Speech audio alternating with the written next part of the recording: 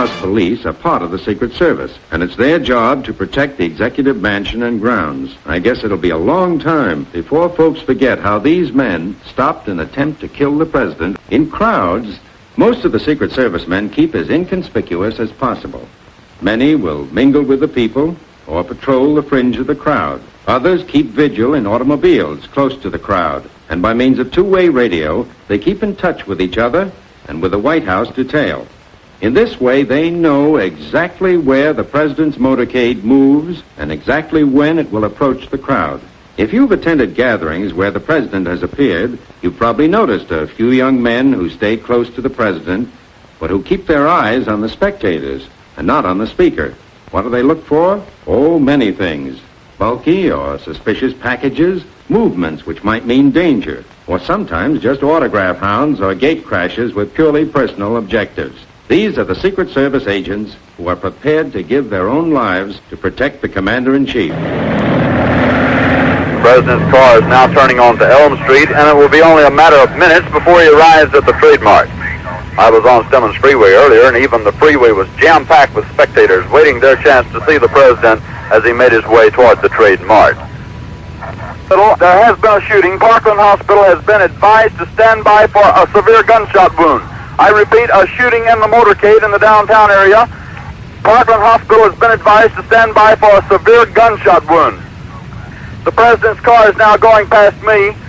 The limousine is now traveling at a very high rate of speed. Secret Service men standing up in the limousine. They are armed with submachine guns. It appears as though someone in the limousine might have been hit by the gunfire. The Secret Service man is still spread eagle over whoever is in the car, the President and Mrs. Kennedy, and as we understand, Governor and Mrs. Connolly.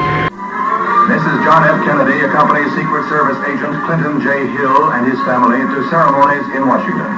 Secretary of the Treasury Douglas Dillon acts for the nation as he commends Mr. Hill for his heroism during those tragic moments in Dallas when President Kennedy was assassinated. The agent is presented with the Treasury's gold medal. During those horrible moments in Dallas, he jumped out of the president's car to shield the president and his wife. Were the Secret Service, were they able to protect President Kennedy and prevent the assassination? And the very short answer to that is yes. I welcome this kind of examination. We came, and for the international order that we have worked for generations to build. A new world order. New world order. We saw. If suddenly there was a threat to this world from some other species, from another planet, outside in the universe. Always talk to you like they're the best. And then we're going to Washington, D.C. to take back the White House! He died. He died. But that's a wicked woman. Because people have got to know whether or not their president's a crook. Well, I'm not a crook. You can keep it. Period. They are the focus of evil in the modern world. It's a catastrophe. Deep in my heart, I do believe we shall overcome. This is the Midnight Rider News Podcast.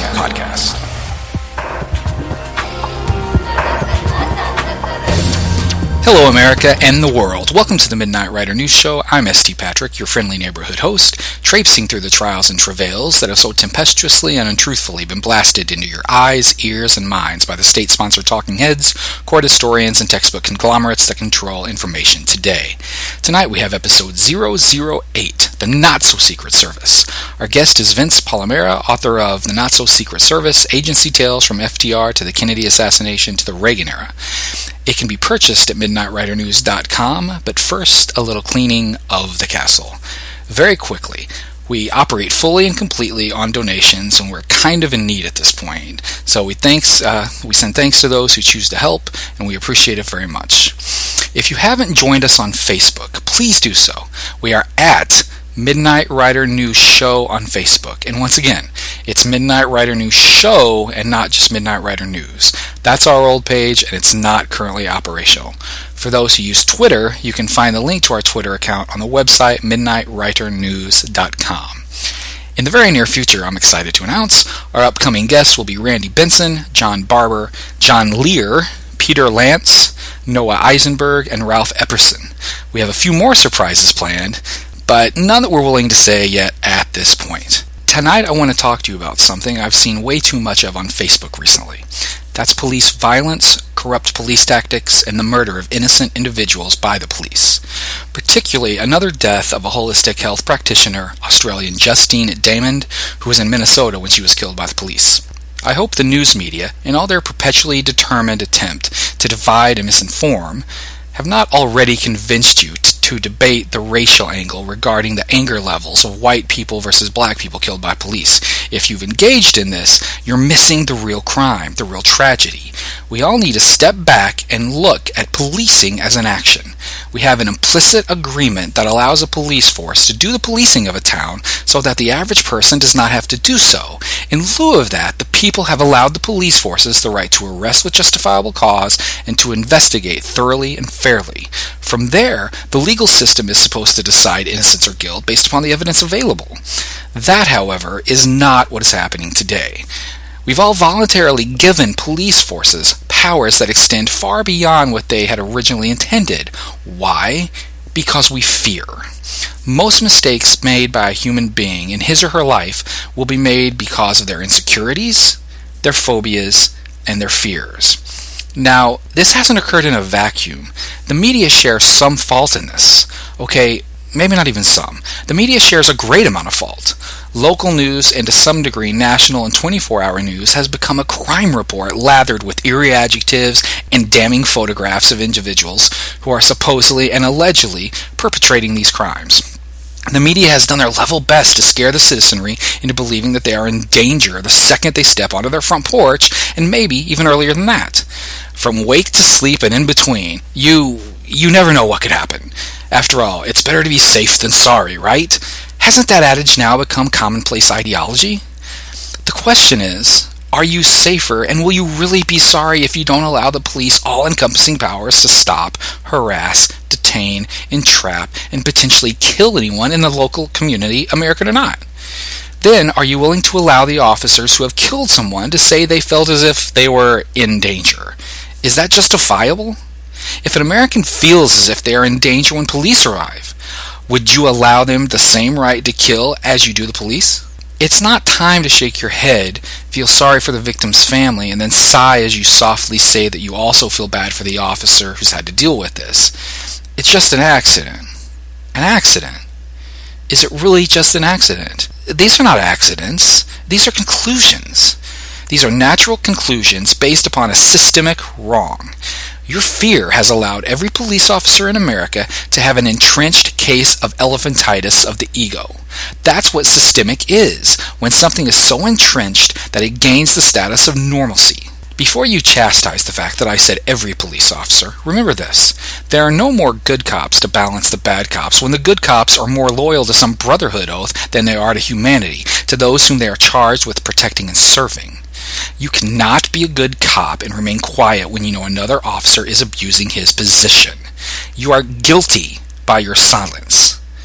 For those of you who still care about the town or city in which you live, answer this. Have you allowed the militarization of your police? Do they look like police officers, or do they look like members of a SWAT team preparing for a raid? You know, the part of this that baffles me is that you think you're immune unless you break a law you believe is serious enough to consider punishable.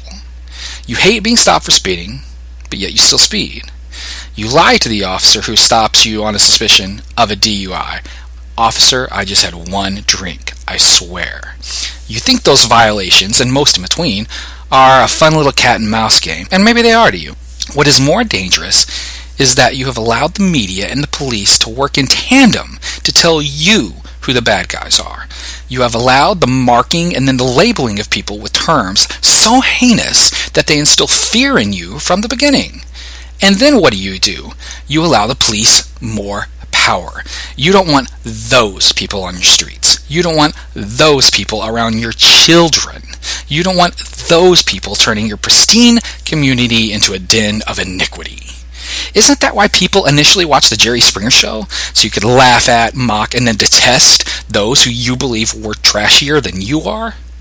You never thought for 1 second that they are you. They are you to the George Soroses and to the Koch brothers of the world. They are you to the policymakers. They are you to the CIA, FBI, and law enforcement. So there's the rub, isn't it? You gave the police all the power. You gave the police all the firepower to quickly react with force against those who you find detestable. You gave them all the power because you, subconsciously of course, believe that you never thought you'd be one of those people. Do you think holistic practitioner Justine Damon thought she was one of those people? Do you think your sons and daughters are those people? We have the highest per capita prison population in the world, and it isn't changing. And it's all because of your fears. You let them label your fellow citizens robbers, drug addicts, drug dealers, abusers, and sex offenders, and then you voluntarily hand over as much power to law enforcement as they ask for. And when they naturally abuse the power, you quietly sigh and move on to the next label that makes you cower in your corner, say, like potential terrorist. I'm asking you tonight to stop. I'm asking you to stop allowing the media and the police to scare you into loathing segments of people. I know my pleas to you tonight will fall on deaf ears. You can't help yourselves. You can't change a century of psychological or sociological behavior. But how many innocent people have to die? How many of your former friends have to get inhumanely imprisoned for decades? How many towns now have to live in fear of their own police? And maybe you're out there saying, great, animals deserve cages. You won't have to do the time if you don't do the crime. I pray that you never find yourself. I pray that you never find your friend. I pray that you never find your son or daughter on the wrong side of an investigation, an arrest, or yet another unprosecutable murder by police. I'm S.T. Patrick. This is the Midnight Rider News Show, and we'll be back with Vince Palamara. Are there concentration camps being constructed in America today? How many foreign troops are on U.S. soil, and why are they here? What are the Nazi links to the red, green, and blue list? And which list might you be on? Al Cuppet is an old-school truth chaser from the era of Bill Cooper, Ralph Epperson, and John Lear. If you want to hear how Al Cuppet still challenges the New World Order today, listen to episode 002 of the Midnight Rider News Show now. This is Al Cuppet talking to you, and we're on the Midnight Rider Newscast show, and we expect to get your ears picked up tonight with some things that are happening out there, and you know about it. If you don't know about it, we're going to be real alerts very shortly. My guest tonight, Vince Palamara, was born in Pittsburgh and graduated from Duquesne University with a degree in sociology. Although not even born when President John F. Kennedy was assassinated, Vince brings fresh eyes to an old case. In fact, Vince would go on to study the overlooked actions and inactions of the United States Secret Service in unprecedented detail, as well as achieving a world's record. Yes, a world's record, ladies and gentlemen. In this process, he interviewed and corresponded with over 80 former Secret Service agents. To put this in perspective, the House Select Committee on Assassinations had the old record of 46 with a $6 million budget and subpoena power from Congress. He also corresponded with surviving family members of those agents, White House aides, and even quite a few Parkland and Bethesda medical witnesses, for which he wrote a book. The result of that was Survivor's Guilt, the Secret Service and the Failure to Protect President Kennedy, which came out in 2013. Vince is also the author of JFK, From Parkland to Bethesda, which came out in 2015. He's currently the author of The Not So Secret Service, which is also the title of the show, and he released that in 2017. All told, Vince has been favorably mentioned in over 120 JFK and Secret Service related books to date.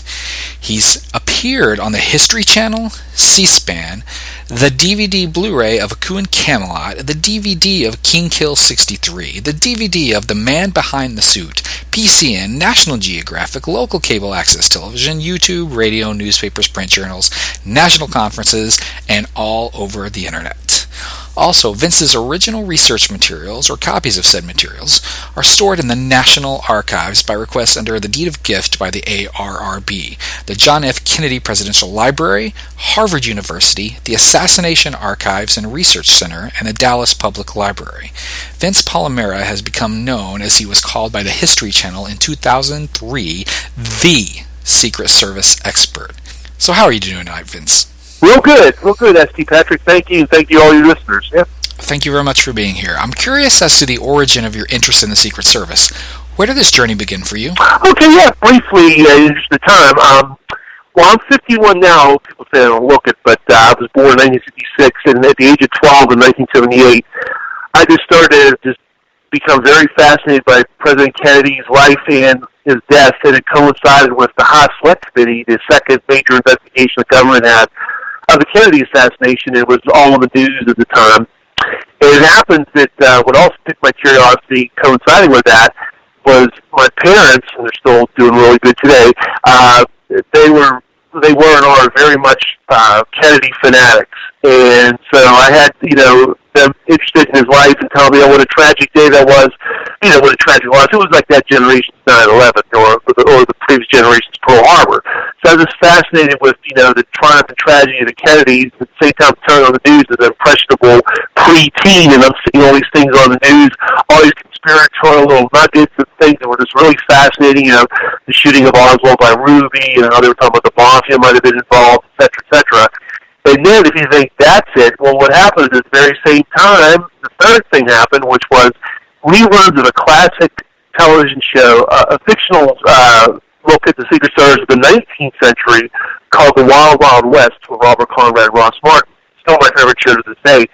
So I was fascinated with the Secret Service and the Kennedys and the assassination all at once, and it just grew from there. And then I just noticed when I started to really get into reading about the assassination in particular, the Secret Service got short shrift in the big scheme of things.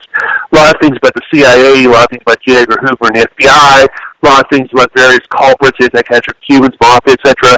But usually the Secret Service got little or no notice. It was just basically, maybe a page or two here and there, nothing much. And it just was fascinating. Whenever I'd look at, for example, the Zapruder film or, films as far as the assassination, before the assassination, I would always focus in on the agents, what they were doing, what they weren't doing, and lo and behold, zooming up to 1991, this is a few years after the 20th anniversary, I gave my first major conference presentation at Sedona, New York.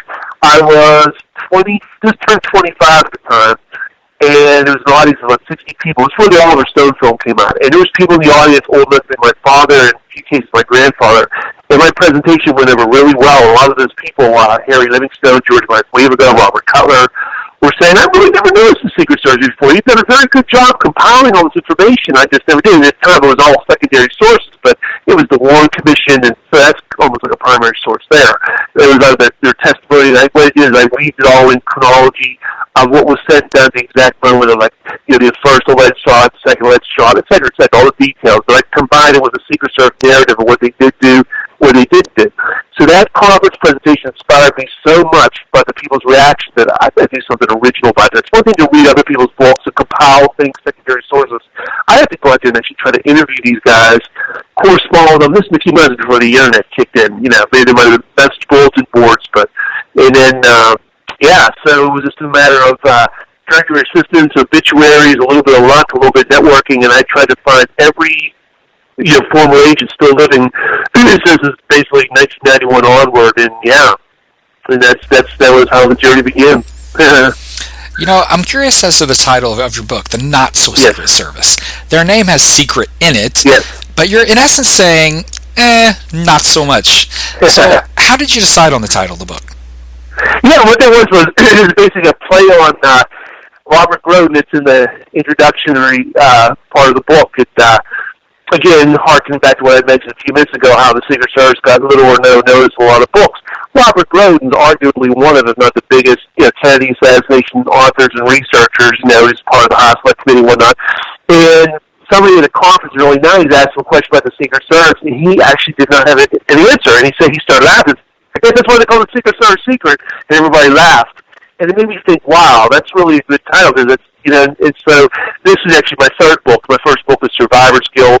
The second book is JFK Department of Defense, and this one is, again, it's a little bit of a broader look at the Secret Service from FDR to Reagan, but there's definitely a focus on JFK. So it's there's like 5 major chapters on JFK. So I was basically looking at the Secret Service beyond what the official stories are in newspapers, the official line from the agency themselves, going beyond just, a sanitized memoirs from former agents and, getting to the heart of the matter. Things that might be a little bit controversial, but revealing the truth of the matter. So, yeah, that's what that was all about, that title. Mm-hmm. So the American public knows basically what the Secret Service does and that they protect the President of the United States. Now, it's my understanding that that has not always been the case. Mm-hmm. How did the Secret Service begin, and how has it evolved over the years? Okay, yeah, in the interest of time, I can make this a little quick history.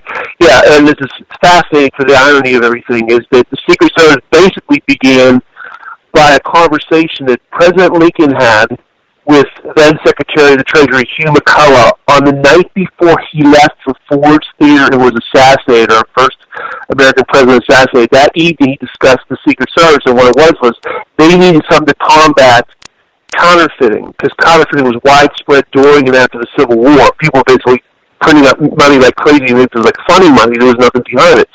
So again, he's assassinated that night, April 14, 1865. Well, it wasn't until July 5th, 1865, that the Secret Service was formally created based on that conversation. And again, at first it was about, counterfeiting, making sure to try to combat it, which is basically a scourge, a cancer across the nation. But it was estimated between 50 and 75% of all currencies, counterfeit. And then in the meantime, so this is why we're getting to their secondary role that most people think of as their primary role. James Garfield was assassinated July 2nd, 81. In 1894, the Secret Service had informal protection of then-President Grover Cleveland. There was some kidnapping threats against his daughter and whatnot. And then September 6th, 1901 is when really things began to change for the Secret Service. On that day, September 6th, 1901, President McKinley was assassinated, and that made Vice President Theodore Roosevelt our president, and Congress mandated protection of the president by the Secret Service. In 1902, they made it full-time, but it wasn't until actually July 16, 1951, that then-President Truman formally signed it into law. What it was a situation where Congress would make appropriations every year from 1902 onward, but it still wasn't technically a signed law until 1951, and ironically that was after he survived the assassination attempt on November 1st, 1950. So then we go up to, the Kennedy assassination. We'll get back to that, obviously, in great detail. Kennedy's assassination, November 22nd, 1963. In the meantime, there's the White House Police Force created. Yeah, you have to go back to 1922 for that one. But zooming up, at the time of the assassination, the murder of a president wasn't a federal crime. It was still a local jurisdiction crime. In 1965, they made it a federal crime. So, long story short, what happened was, Secret Service started out as basically a spy outfit / an outfit to counterfeiting, and then they started to protect the presidents, the vice president, their families, candidates after the assassination of Robert Kennedy, Kennedy, and so on, visiting foreign dignitaries and other people by basically presidential decree, like, the Speaker of the House and so on and so forth, leading us at the present time. To the point now, the average person on the street, when they think of the Secret Service, they think of their protective role, and that's still their most primary role, So. Now, while the not-so-secret service includes stories from FDR to the present, for the sake of time, we're going to begin with JFK. So, for the Secret Service agents that had been there for years, the Kennedy administration must have been a monumental change. What was the overall opinion of the Secret Service regarding this new, young administration of the new frontier? And especially, what was their opinion of Jack and Jackie at first? Yeah, okay, well, you had a lot of grizzled veterans in the Secret Service at the time, guys that went back to FDR days, FDR and Truman especially during that era, obviously through Eisenhower, and you'll notice that all three of those gentlemen were older men, patriarchs, patricians, grandfatherly type men. Then all of a sudden you had the youngest elected president, Theodore Roosevelt was the youngest president, after the assassination of McKinley, but the youngest elected president went from the oldest at the time, Eisenhower, to the youngest. And there was a guy that liked to travel. He liked to greet, the spectators at the rope lines, this, that, and the other. He had a vibrant young wife, two little ones, 2 kids, and so all of a sudden it was like a culture shock as well. Now, on the one hand, they had that to deal with, a guy who liked to shake hands and meet the crowd, but at the same time, they really liked Kennedy in a general sense. We'll get to some specifics in a moment, but in a general way, most of the agents seemed to really like Kennedy. Kennedy was very self-effacing, self-deprecating in his own humor. He went on his way to talk to the men. He knew them by their first name. He knew about their families. He asked about them all the time. He would give them little trinkets. He would always think of them during Christmas time, have their wives and families, for Christmas celebrations. Whenever it was a cold night Kennedy would do really touching things like he'd give the agent on duty, he'd give him a warm mug of like hot chocolate, little things like that. They don't seem like they're a lot, but they mean a lot to. Because there's other presidents in history who are cold as ice and didn't care. The guy could have frozen to death for all they care. And there's also some little anecdotes that you'll read in like a lot of, I guess, books mainly about his life. The little things will tell about how wonderful he was towards the Secret Service, and that's what I also garnered from a lot of my interviews. He was very personal, very warm. He was easy to protect, easy to get along with. However, at the same time, you also had, and it is what it is. Nobody's perfect, and Kennedy's one thorn in his side was he basically, he had his affairs, and he had a little bit of a dark side to the personal life. Now, keep in mind the context of the time, the late 50s, early 60s, that whole era, because many people think the 60s truly didn't begin after the assassination, if you get my drift. So at that time, divorce was a dirty word, like a scarlet letter, having affairs, et cetera, and then just literally it was like the Donna Reed show and Leave It to Beaver. That's the way people viewed families and whatnot. So when the President of the United States, even though it was all willingly consensual, he was having these affairs on his wife's back and whatnot. A lot of these married Secret Service agents, and quite frankly, several of them in particular were angered, disgusted at the President. And so you had that kind of mixture of them admiring him as a president and to a certain extent as a person, but then they were also mixed with just dumbfounded by his reckless behavior when it came to women, and some of them were very angry in particular, and a couple of them in particular were the fall apart that day in Dallas. We'll get to that in a moment. But yeah, so it was like a mixed bag, mostly good, but a little bit of bad. It was mainly because Kennedy was a little reckless. Now, the thing that I debunk in my two of my three books and specifically on Secret Services, this whole notion that Kennedy was also reckless with his security too, and ordered the agents off the car, and ordered the bottle top off, et cetera, or didn't want the motorcycles by him. That is all bunk. I'd use a stronger word if we're on radio. That's all just nonsense, and that's the thing that I found that's not true at all. And Kennedy left the Secret Service to their own devices that came to security, and that's another thing I explore in the Nazi Secret Service in particular. Chapter 2 is about how it's the Secret Service is the boss of the president, not the other way around. It's one of those. It's very understandable. Most people think, "Well, he's the leader of the free world, commander-in-chief. Of course, he's the boss of the Secret Service." But actually, by law, it's heavily documented in my book. There's no doubt about it. It's the other way around. That when it comes to security matters, the Secret Service's word was final. So, I think many people aren't really aware because it's not really taught in schools, but they know JFK was killed in Dallas, Texas, but there were plots on his life in both Chicago and Tampa. Yes. What have you discovered regarding these plots and the Secret Service angle surrounding each? Yeah, that's pretty. Yeah, and there's a couple other people, prominent people, including former Secret Service agent Abraham Bull, first African American agent of the White House detail. He's a friend of mine as well. He's intimately involved with the Chicago office because after his tour of the White House detail, he went back to the Chicago office. That's also his hometown. Well, lo and behold, they visited Chicago a few times during the Kennedy era, in particularly in March of that year, March 1963, and there was a threat against Kennedy's life. There was a postcard sent saying they were going to kill Kennedy during his motorcade. Other information, all heavily documented in my first book and my latest book, The Nazi Secret Service, that the Secret Service got word of Puerto Rican snipers. Again, it's the March 63 one. There's a reason why I'm bringing this up. Helicopters patrolled the route that Kennedy used that day. The police had the black troop horses along with the actual police running the streets facing the crowd and whatnot. The Secret Service augmented security a little more motorcycles around Kennedy's window. Don Lawton, an agent, it's more infamous later on, was riding in the back of the car, and the threat did not materialize. Well, lo and behold, Kennedy's supposed to come November 2nd, the trip you're specifically referring to, November 2nd, 20 days for the actual assassination in Chicago. That trip's canceled at the last minute.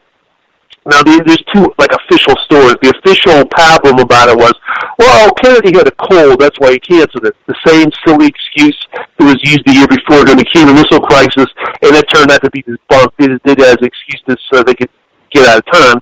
And the other thing, it actually sounds like it's plausible at first glance. Well, it was the assassination of Vietnamese President Diem. So, he had to deal with that crisis, so he went back home by that. That's not true either. Pierre Salinger, his press secretary, was adamant that that was not the reason why the trip was canceled. They had, at that time, state-of-the-art communications set up there at Soldier Field, the Chicago, the football stadium. He was going to attend the football game, and he was going to be kept up to date. You know, Dean was dead. I don't know what flying back to the White House was going to do at that point.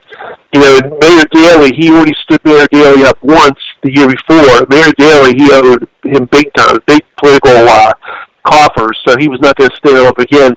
And so I would have gone down to it, and you might say to yourself, okay, Vince, so what is the reason why the trip was canceled? The trip was canceled due to threats on Kennedy's life. And Abraham Bolton has detailed this. It's also documented in my book, my first book in particular, a full chapter on it. You don't have to go by the word of Abraham Bolton.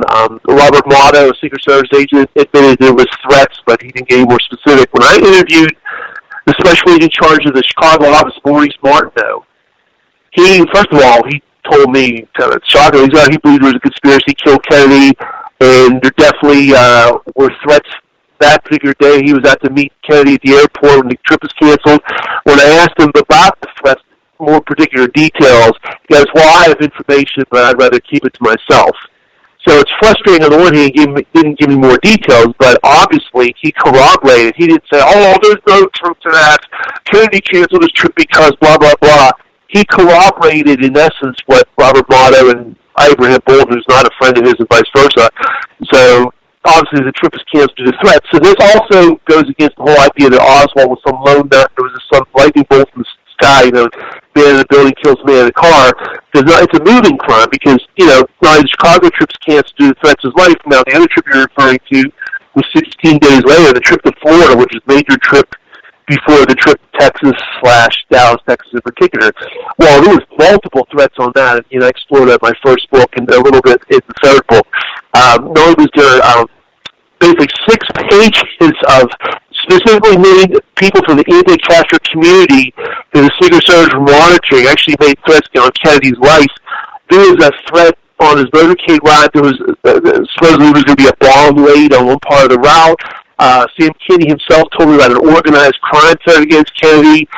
Secret Service files have actually named a couple of people, John Warrington and Wayne Gady, of a couple guys they claim were lone nuts that also want to kill Kennedy that day. And what this means is not only, you know, the whole thing about, you know, there's obviously a moving crime, but in the month of November, of all things, 2 major trips before the Dallas trip, there's these threats, and we're supposed to believe Oswald had alone, but it also figures into his protection, because it so happens that trip to Florida, Tampa in particular, that was the longest domestic motorcade Kennedy ever undertook. It was something like 28 miles long, far longer than Dallas, by the way. And yet in Tampa, they had agents riding on the back of the car for most of the trip. They had multi-story buildings guarded. They had a tremendous wedge formation of the motorcycles all around Kennedy's car, in front, on the sides, and back. They had tremendous protective research. They had flatbed trucks of still-in-motion photographers in front of the car. They had Dr. Berkeley close by. They had a military in the car. They had the media assistant to Gerald Bain, had a White House detail for Boring, riding the limousine. They were traveling at a fast rate. Police were lining the street facing the crowd. Military police were lining the street facing the crowd. There was plainclothes detectives all through the crowd that day, 28 miles long. And yet, and this is what the whole reason why I wrote my book, he comes to Dallas, and he's literally like a sitting duck. You look at the Zapruder film even before this shot's pulling out, and there's nobody by the car. There's no agents by the car. There's no police immediately flagging his car. He is wide open. There's no bubble top, either partial full. No one's guarding the buildings. We'll get into all the nuts and bolts, but that's basically what we're presented with a situation where there's 2 major threats to Kennedy's life. He comes to Dallas at a time he's warned not to come to. And then, this is a coincidence. His security is let down that day, and Oswald allegedly kills him, and we can go from there. But that's basically, in a nutshell, why I wrote these books here. Mm-hmm. Now, wasn't there a Secret Service agent who mysteriously died before Dallas? Yes. Mm-hmm. Yeah. Thomas Shipman, yeah, it's one that, to pat myself on the back. I work for a living, so I'm more humble than you think, trust me. But seriously, really, this is labor and love. It's not about money or fame or working for a living. But, one of my major discoveries definitely was, his name was Agent Thomas B. Shipman, and he was one of 3 major drivers of President Kennedy. He was in the Secret. He was actually in the White House police in the late 1930s onward. He became a Secret Service agent in 1954. He drove Presidents Eisenhower and Kennedy many times. He also drove the Secret Service law car many times. How this happened was exactly in 1997. It wasn't until 1997 I got a hold of a very obscure book. It actually wasn't even a book you'd find in any bookstore whatsoever. You wouldn't even find it on Amazon, of all things. It was called A Million Miles of Presidents by George McNally. I'll make this real quick. There's a reason why I'm bringing this up. I don't get off on any tangents here. But this is how I discovered this agent who died. Well, what it was is George McNally was on the Texas Trib. He was part of a White House communication agency. He died in 1970, but he was writing a manuscript when he died. In 1982, his widow released this book, but it was like a FedEx Kinko's kind of deal. You know, she basically just put it all together, photocopied X amount of copies, and I don't know if there's only dozens out there. I talked to his grandson, and he thinks maybe only 100 were ever printed, and I got a hold of it. Well, lo and behold, in 1997, I'm reading it, the book's not indexed, and I was in the shock of my life. Out of nowhere, it says, one of President Kennedy's Secret Service drivers, Tom Shipman, died suddenly. And I almost fell off my chair. I said, wait a minute. In the context of this would have to be sometime in the fall, shortly before the Texas trip. That's where it goes through. That's why I investigated in the new book. It's a little bit investigated the first one, but I actually made a full chapter in the latest one and got a lot more details. There's no doubt about George McNally's bona fides through the roof. He was the Secret Service. He joined the White House Communication Agency. His bona fides are 100% plus, so that's that. But then I was like, wait a minute, Thomas, you've never heard of this guy. Who is this? Well, behold, I spoke to Sam Kinney. I corresponded with Winston Lawrence, who was the lead advance agent for Dallas. I spoke to other agents. There's no doubt this agent really existed. The JFK Library came across 1962 era photos, the year before assassination, photos of Secret Service agents that Kennedy wanted for his own amusement, pictures of the agents. There's Thomas Shipman himself. And I'm like, wow, this agent really existed. And he was in the lottery, so to speak. He could have been one of the agents who drove Kennedy. And it gets even more amazing than that, is that in the interim from the first book to the third book, this is the reason why this is a chapter in the new book, was I was contacted out of the blue, and I verified their bona fides, but I never take anybody at face value when they write to me out of the blue. It could be a hoax or whatnot. And it turns out his daughter, Laura Shipman Hamblin, is still living, obviously, and doing well in Colorado, and his niece, because basically the family's all gone. They're just gone from old age and whatnot. He only had a daughter, and that was it. Well, they basically corroborated all the things that were kind of going around about Shipman that I discovered the interim, just to make us in the interest of time, that he died at Camp David.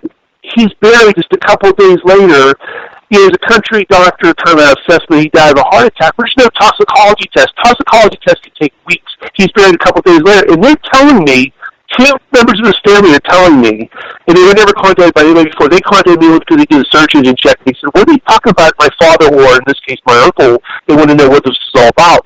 And he said, oh, yeah, my mother was urged to bury him quickly, and he just passed a physical, and we were just shocked because he was in great health. I mean, to drive the president, you got to be an extra top shape. It's not just like a regular agent. This is an agent that is driving the president. And this is the thing that really makes it alarming. From 1865 to 2017, there's only 36 agents who ever died in the line of duty.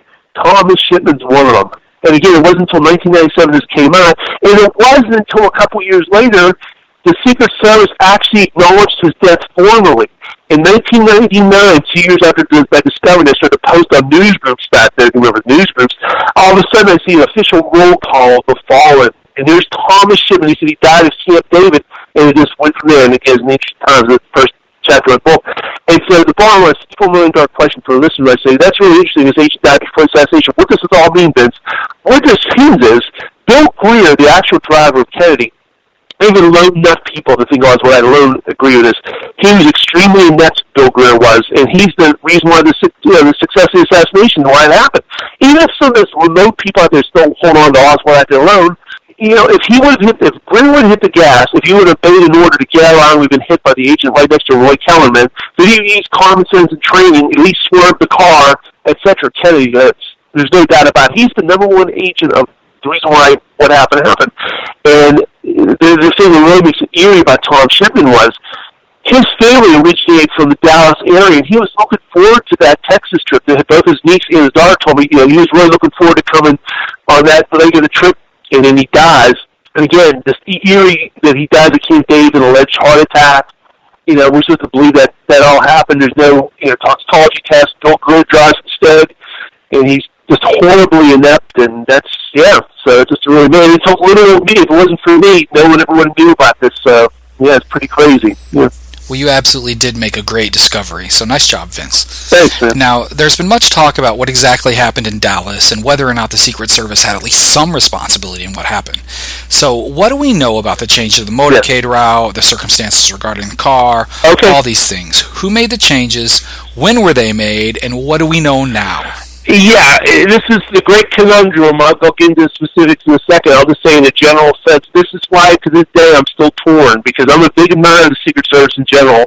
There's a lot to admire of these men and women from 1865 to the present. Thousands of great men and women doing a tremendous job protecting the presidents, dignitaries, currency, etc. But when it comes to the assassination, this is Monday morning quarterback.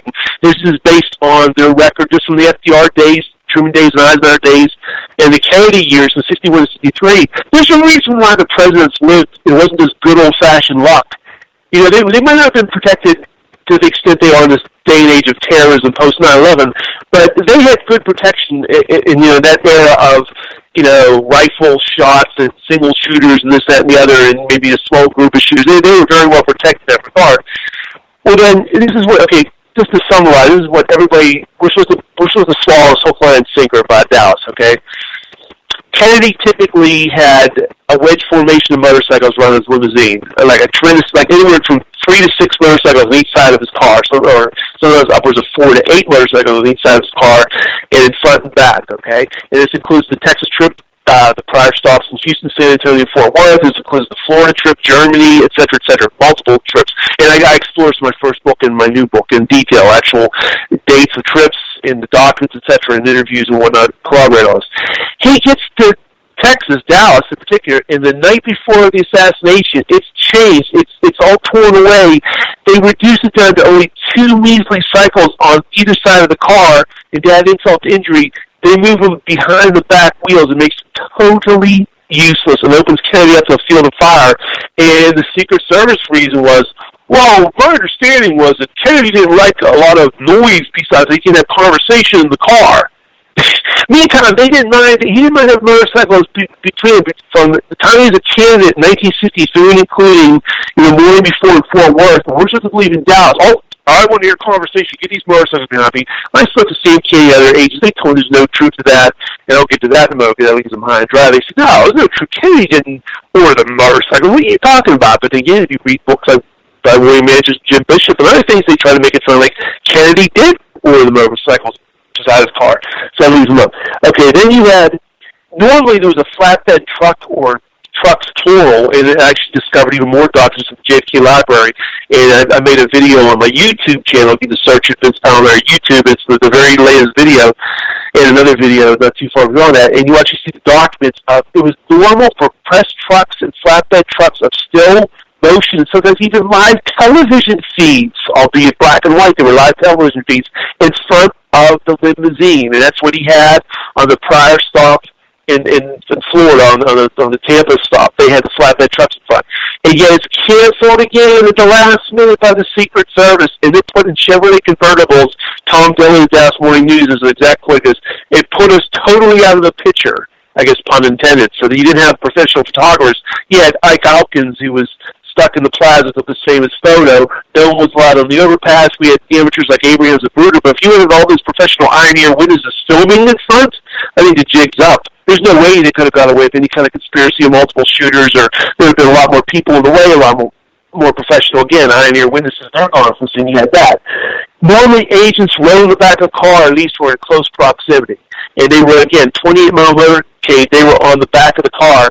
Robert Lilly, an agent I spoke to, told me sometimes they were going upwards of 50 miles an hour. And in one trip or two, he told me they were hanging on the back of the car the whole time. Him, ironically, Roy Kellerman was the other agent. They were hanging on the back of the car.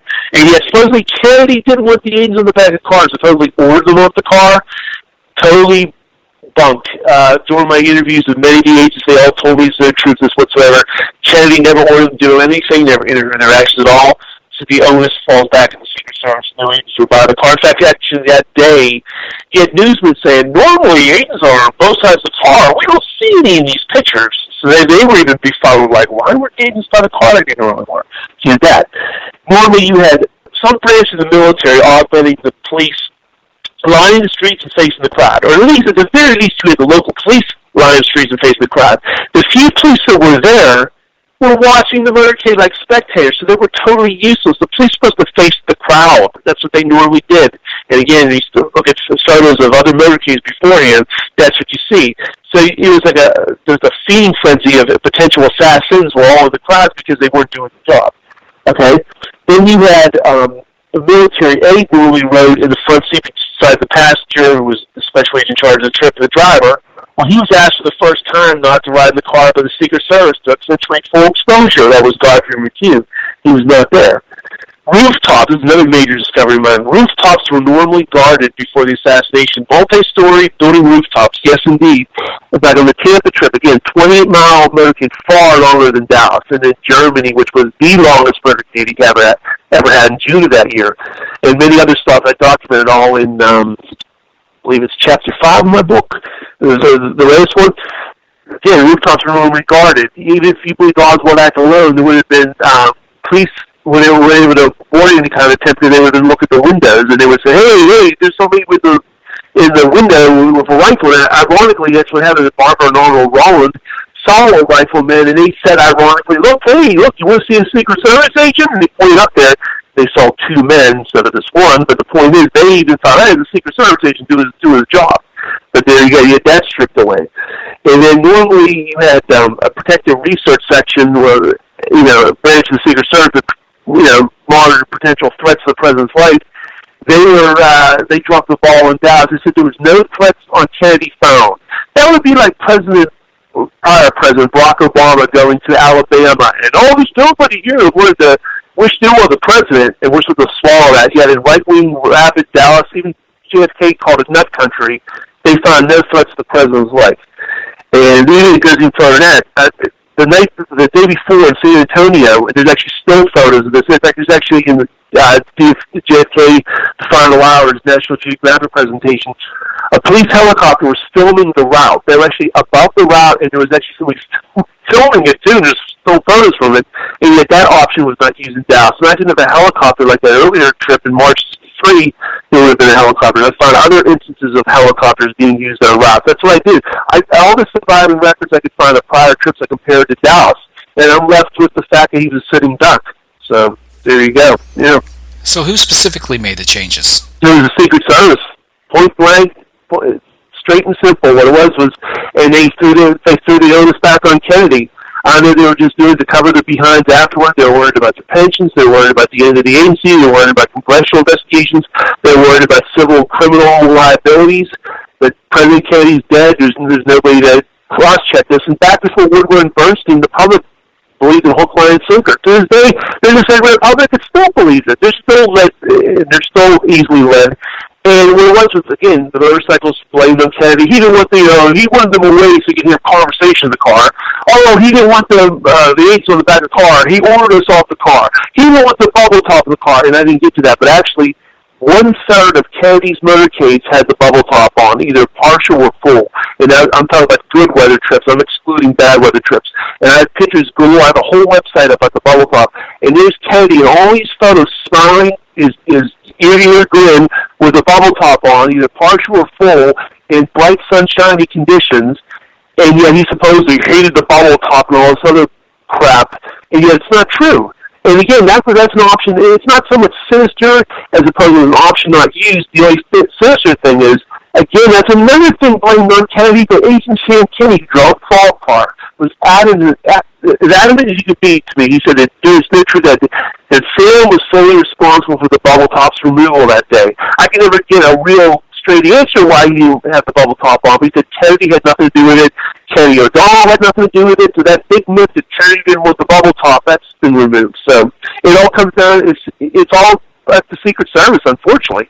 So you can either make it sinister, or you can put another spin on and say, well, Vince, maybe somehow, some way they were trying to cover for their ineptitude. But then you go back to the first part of the question, well, why were they so inept that day coinciding with his assassination? That's the big question, Well, I guess what I was asking was, there had to be someone in Dallas or someone higher up in Washington, D.C. who actually approved the changes that were taking place.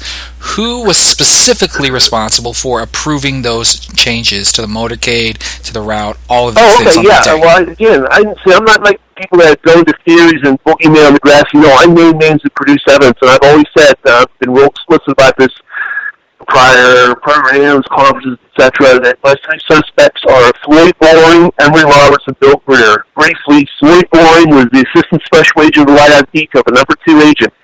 Special agent in charge, Gerald Bain of the White House Detail, as this night is documented, ironically, by Clint Hill and Gerald Bain in their books, but before their books came out, Sam Kennedy, his name again, corroborated this for me, that Gerald Bain took his first full vacation coinciding with the Texas trip and the Florida trip before that. So in other words, he never used his annual leave from 1939 until 1963. It was just a workhorse and an occasional day off here and there. Come on, so he never had any time off.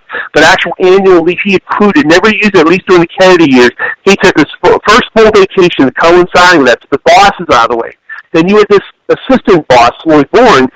It turns out, that's like my discovery about Tom Shippen, I discovered, and I thought this was like crazy in my first book in particular, he was the planner of the Texas trip from the Secret Service's point of view. It was actually right under our noses all along. There's more to it than this, but in the day Kennedy was shot by Jim Bishop, it says part of it doesn't matter if there was anybody to blame that the planning of the Texas trip was left in the capable hands of Floyd Boring.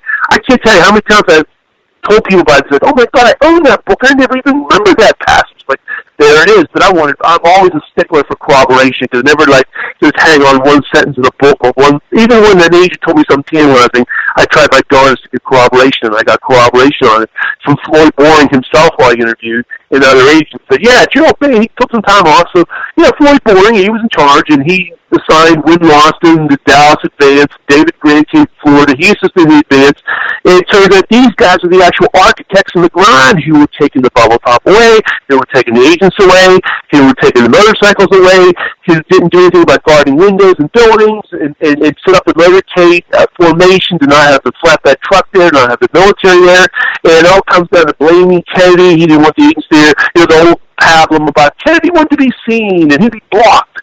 Meantime, if you look at the prior motorcades, he's smiling ear to ear, and the crowd can see him just fine. When those agents were perched in the back of the car, there were several feet between him and the crowd. All the people were looking at him, smiling, waving their arms, their placards. They could see him just fine. And the reading the bubble top was on, hello, it's transparent. They could see him. A lot of times he had the partial. And I said, imagine history's verdict if that partial bubble top would have been on. Just the front and rear pieces, and the middle piece was open. And that's what he often did. And maybe the agents I spoke to said it would deflect the bullet. And many people assumed it was bulletproof, even though it wasn't. So when an assassin or assassins even fired a shot that day, if it would have been on the car. So an interesting thing to think about. But yeah, Floyd Boring was the planner of the Texas trip. Emory Roberts was the agent in charge of the other agents, the fallout car, the car directly behind Kennedy's car. Well, not only did he recall 2 agents at Love Field, Henry Ripka and Don Lawton. Probably people have seen this on the History channels, but it's Kennedy, and on YouTube, it's got millions of hits of the black and white grainy video of agent being recalled at Love Field. The motorcade starts out, and there's an agent jogging by the car, and all of a sudden another agent, it's Henry Roberts, the shift leader, rises his seat and uses hand gestures, and the other agent raises his arms 3 times, seeming disgust. That's Don Lawton. Before that, when the motorcade actually began, they both, Henry Ripka and him, were marching beside the car, and then they were both recalled by Emory Roberts. When the shooting begins, Emory Roberts orders the man not to move. Again, it comes out Sam King was a gold mine for me. I interviewed him 3 times. I interviewed many other agents too, but I keep keying on him because he was actually there in the fall car. And I asked him this, wait a minute, he ordered them not to move. He was exactly right. I was right there. He ordered them not to move. Why would he order them not to move? Because then he's kind of hands on, well, I could have ran everybody else over. Clint Hill, he made it to the car, and I was afraid of running Jack Radio and Tim McIntyre. So, he said he ordered not to move. I didn't move. I was like, wait a minute. And then another thing I spoke to, Dan Evans, said, Dad, this is hogwash. You're there to protect the president. Your own safety means nothing. Your job is to lunge forward and do what you can to protect. But it'd be like during the Reagan assassination attempt. Oh, I could be in the way of the bullets. Don't do anything to President Reagan now. We might be shot or hurt. You don't do that. Your goal is to protect the president. So, and then Emory Roberts, he stakes the high heaven. And the thing about Emory Roberts, he talked about something unique. From 1865 to 2017, Emory Roberts has done something no other agent has ever done in the history of the Secret Service. While a member of the Secret Service, he was also the appointment secretary to LBJ, another discovery-minded section, contemporary newspaper article at the time, and the press was even wondering, why is this active agent, talking to the Prime Minister of Japan and making appointments and glad-healing the president? What's up with this? And he took Dave Howard's place outside the Oval Office. He turned out he was good old buddy LBJ. LBJ named him in his farewell to the Secret Service. He said, Emory Roberts couldn't be here today. He says good morning to me every morning. He says good night to me every evening. He said the exact same thing about Bobby Baker. The exact same sentiment with Bobby Baker used on Emory Roberts. And because in the interest of time, there's so much more to it than that. The final agent I'm very suspicious of that I think crossed the line from negligence to something else was Bill Kerr, the driver of the president's limousine. I mean, the first shots ring out. You step on the gas, you do some evasive training. They're trained to do that. And yet, he's an agent. He looks back. He sees Kennedy and Connolly. He hears the shots of the women and everything. Roy Kellerman, the agent next to him, says, get out of line, we've been hit. And what does Bill Kerr do? He stares back a second time until the fatal shot makes it smart. Only then does he face forward, hit the gas. He denied all the Warren Commission. He had a lot of regret, ostensibly, that day at Parkland, saying all these things. Warren Manchester in his interview said that Bill Kerr would say stuff like, oh, Mrs. Kennedy, I didn't mean to do it. I should have swerved the car. If only I had seen it in time. Yet that night to the FBI, he's covering his butt. Right. He said, well, sometimes we were told to slow down by the president. See, the whole blame the victim thing was laid out. That night, Roy Kellerman said that the advanced security measures used in Dallas were the most stringent and thorough ever used in the history of the Secret Service for an American president during a domestic trip. They were like the worst. Right. Yeah. So there you go. Yeah. So do we have any evidence regarding when specifically the changes were approved? Was it that night? Was it the day before? When exactly did these things occur? This is all, I'm always sad in a way to even reveal these things. Basically things say, we're trying to get the Secret Service. No, I don't think it's mine. It is what it is. Just in the interest of time, I was saying one thing. How this all began specifically for me was September 27, 1992. I spoke to the special agent charge of the White House detail, Gerald Bain. Believe it or not, it was for a couple years in the early 90s. I begrudgingly believed that Kennedy didn't want certain things done. I was still thinking, despite the president's wishes, the president still should have been protected better. But I didn't have a sinister view on things to that degree. So, it was gross negligence, and there was a combination of the president's wishes. Well, this is the number one agent, Gerald Bain, telling a total stranger, me, on the phone.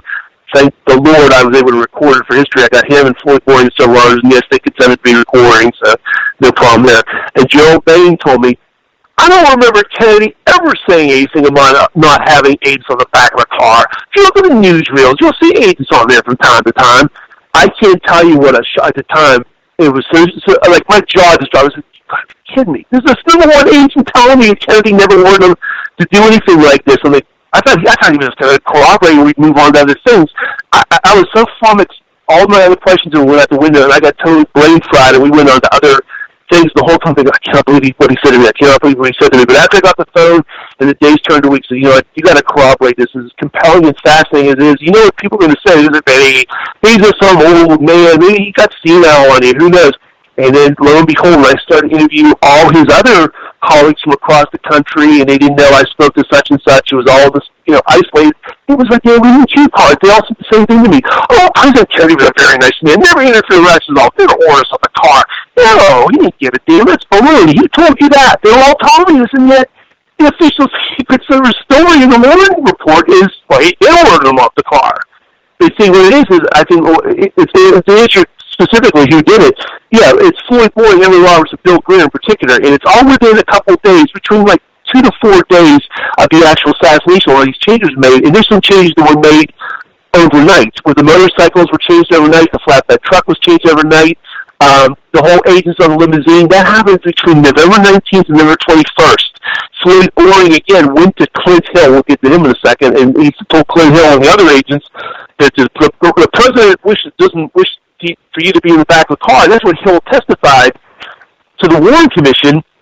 And yet, I have Floyd Boring on tape in the early 90s telling me, there's no truth. And again, The other thing I probably should have done is do more follow-up. I was going to flabbergasted. Just totally caught me like a 2x4. I couldn't believe he's telling me this. He's saying, "Oh, there's no truth to that whatsoever. President Kennedy is a very nice man. Never interviewed actions. Also, well, sir, William Manchester, he quotes his close friend. Never was interviewed by William Manchester. That Sweet Boy was not interviewed by William Manchester. We'll get to that in a second, who I think the source of that myth was. But he said that, no, we never ordered us off the car. I read on the passage, there's no truth to that whatsoever. So not only was he not interviewed by William Manchester, there's no truth that Kennedy ever ordered him off the back of the car. So you got the number 2 agent, the number 1 agent, you have one of the major shift leaders of the White House detail, Art Godfrey. The list goes on and on and on of these agents. Nobody leaned over and prayed and said, "Oh yeah, he did, he ordered us off the car." They're all telling me the same thing. And these agents thought Oswald acted alone, they didn't want to be bothered, but they threw that in. They said, no, Kennedy didn't do that at all.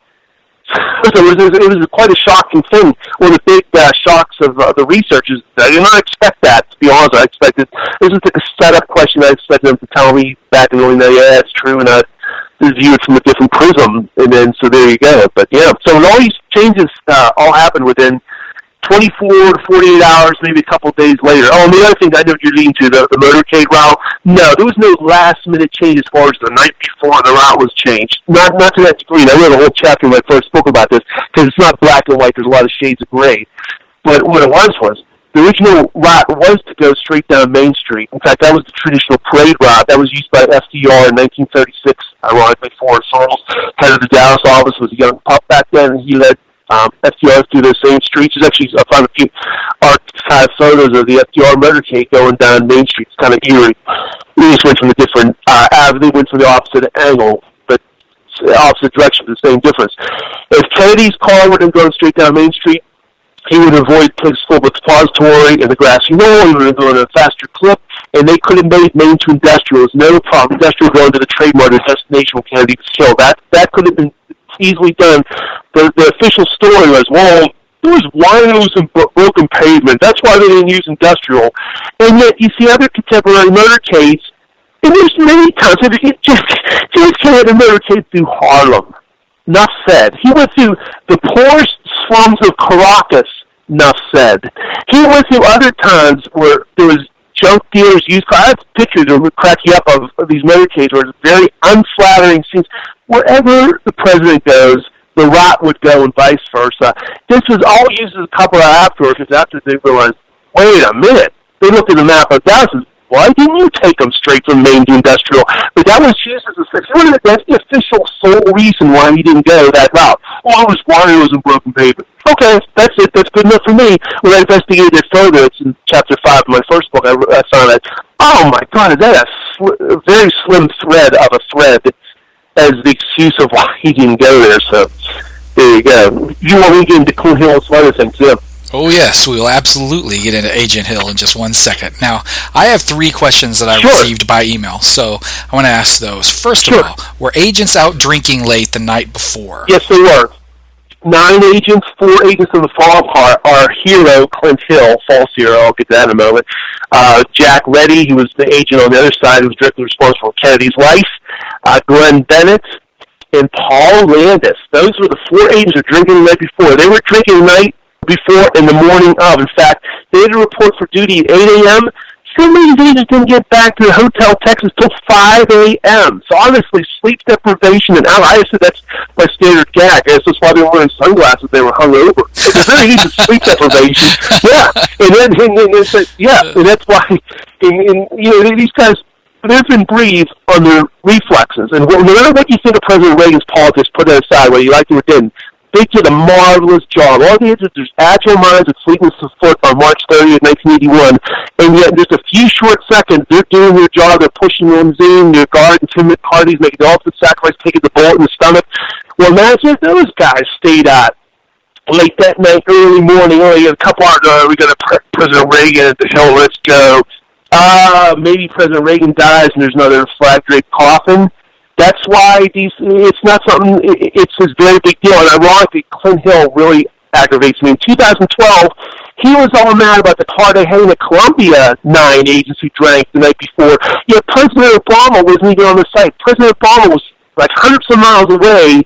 What these agents did was wrong, but he's sitting there indignant. He's on C-SPAN 2012. What they did was stupid, irresponsible, selfish. I wanted to call up and say, Clint, you lost the president. You did it the night before, you and your other 8 colleagues. So there you have it, yeah. So it's true. Confirmed by Vince Palamara. Okay, so I told the emailer I would ask question 2, though I can probably guess your answer. It was an in vogue theory in the late 80s, early 90s to say that William Greer, the driver, turned and shot JFK from the front. It was featured in Bill Cooper's famous Behold a Pale Horse, for example. I do this all the time. Did you ever give any credence to this theory at all? And the second part of his question is, did William Greer stop the car? Okay, the first part, absolutely 100% wrong, dead wrong. Bill Greer did not fire a gun. His hands were on the steering wheel in clear copies of Zapruder film. No truth to it whatsoever. Eyewitnesses debunk it. Common sense debunks it. And the bottom line, let's go to the film evidence, film and photos. There's no truth. So absolutely 100%, I've never believed it. I think it's horse, you know what? I get it all the time. Every program I ever do, any question I ever get, people, they're just riveted by that theory. That theory probably has more legs than any theory ever in the history of mankind when it comes to Kennedy assassination. Now, the second part of his question is, did the limo stop? No, it did not stop. However, it did slow down. Now, this gets into a controversial thing. Again, it is what it is. My big claim to fame, to call it that, was back in 1991. The first thing anybody heard from me was, hey, this young researcher, Vince Palamara, he compiled a whole bunch of people that said the limousine stopped or slowed down. Turns out there's roughly 60 eyewitnesses, including agents and Jacqueline Kennedy and the Connollys, etc., said the limousine slowed down or stopped. Some people think it sounded like the car stopped. No, all these people are saying it slowed down or stopped. Even the appearance of stopping is how slow it was going. And that gets into whole ball wax, is the Zapruder film altered. My feeling on that to go into tangent, is the Zapruder film was altered. I have a very conservative view on things. I think films were removed, like slides were removed, or frames, that's what I'm looking for. Frames were removed, not all this silly cartoon stuff and UFO stuff. What it was the limousine, 60 witnesses could be wrong. They had to have at very least slowed down.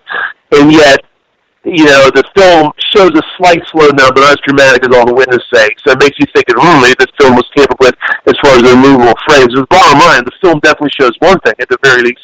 Bill Greer looks back twice, disobeys an order from Roy Kellerman and get line, doesn't hit the gas. The fatal shot makes it smart. The fatal shot did not come from Bill Greer. But there you go. So, yeah. Okay, question number 3. Which plane transported JFK's body back to D.C.? Was it Air Force One or was it Air Force Two? And do you believe JFK's body was altered en route back to Washington, D.C.?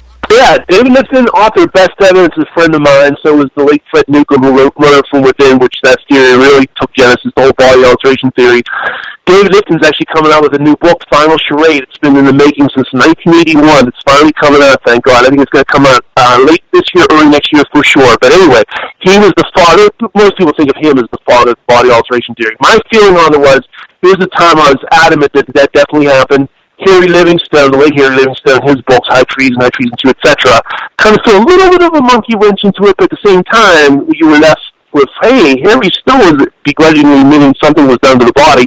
Now my feeling is something was done to the body, but it wasn't surgery per se. It wasn't this X-Files skullduggery, pardon the pun. What it was they were searching for bullets, fragments, and evidence, and it's gross, but they dug around in there. They reached into the throat wound, pulled some stuff out. They reached in the skull cavity. So it wasn't surgery. Men with scalpels and gowns. It's some science fiction movie. What it was, and I hate to say it could have been a couple of Secret Service agents. Secret Service, it comes down to them. I hate to say it, but it is what it is. They had the body. They had control of the limousine, the bullet fragments, the films, Air Force One, et cetera, et cetera, et cetera. And whether it happened on Air Force, I don't think it was Air Force Two to answer the gentleman's question. Is the way the plane went. It had to have been on Air Force One, and the body was transported. Now, when actual alterations of some kind might have taken place, as Doug Horn thinks that actually happened at Bethesda. Before the formal autopsy, there was informal observations and whatnot, and it could have been done even before that. And again, it wasn't formal surgery with scalpels and X-Files. What it was amateurs digging around, because all they did is retrieve the incriminating fragments that proved there was a conspiracy, and all of a sudden the head wound, all those witnesses at the back of the head was gone. He gets the defense, and some people are still saying it, but now the wound is twice as large. It's kind of ambiguous. Now it's kind of the front, the side, the rear. The throat wound, the doctor said it was a wound of entrance. All this means is shot from the front. Now it kind of looks like a big jagged wound with exit. So, yeah. So I think those manipulations were done by amateurs, Well, now let's talk about Agent Clint Hill, arguably the most famous Secret Service agent of all time because of his appearance in the Zapruder film. For those who haven't seen it, Agent Clint Hill is the man who jumps on the back of the car and attempts to, well, you know what? I'm going to let you take the story from here. Okay. Who was Agent Clint Hill, and what exactly was he attempting to do? Okay, Agent Clint Hill was the special agent in charge of the First Lady detail. He took over for Jim Jeffries early in the Kennedy administration. He was a Secret Service agent since late Eisenhower days. And again, his primary role was Jacqueline Kennedy, but, and I stress this, him and Paul Vance were also there to protect President Kennedy, too, although their name on their lapel, so to speak, was more for the First Lady. Anyway, on that day, we know, again, this is all documented. These are facts, these aren't theories or allegations. Even the Warren Commission is late to solve out. There's no doubt about it. Even Hill's begrudgingly admitted it. That he stayed out late drinking the night before. He just lied about it lately and said that he tries to make it a little earlier if he went to bed than the documents show. But anyway, he drank the night before, and lo and behold, the shots ring out. You know, he's staring at Kennedy, and Kennedy's receiving either the throat shot, if you believe the official story, he's getting a wound from the back going out his throat. But in any respect, there's Hill looking at him. He's got time to react. It's not until after the fatal shot makes its mark, it's not until after Jacqueline Kennedy, of her own volition, gets onto the trunk, retrieves a piece of Kennedy's skull that was going back into the left, and gets back into the car. Does Clint Hill get on the car? If you actually look, they didn't actually touch hands. The brutal reality is, Clint Hill gets a lot of acclaim for an attempt, a late attempt. He wasn't no last second nothing. If you really analyze it, and I did in the third book, my latest book, it is, you look at the Mary Mormon Polaroid, you look at the Nixon, you look at the Zapruder film, it's pretty much an indictment of Clint Hill, of his so-called bravery, especially if you believe Oswald Act alone. The shooting's all over, it's done, it's over, it's all, he gets the car then. He then finally cradles over Jacqueline Kennedy in the body of the then dead president. But he didn't get there at the last second. He got there several long seconds after it was all over and done with. And the thing about him is, obviously, because of the 60 Minutes interview in December 7th, 1975, and now all the books, we'll get to that in a second, he's written since then, he's become this, what I call a false hero. He's like the Jessica Lynch of the Secret Service. Jessica Lynch with the Iraq War, she even admitted later on, hey, I was no Rambo. They made me have to be a hero, just like Pat Tillman, friendly fire killed him, but they needed heroes for the Iraq War. Well, damn it, they needed heroes for the Kennedy assassination. Let's make Rufus Youngblood and Clint Hill heroes. Put medals on their chest and say, hey, good job. But you know what?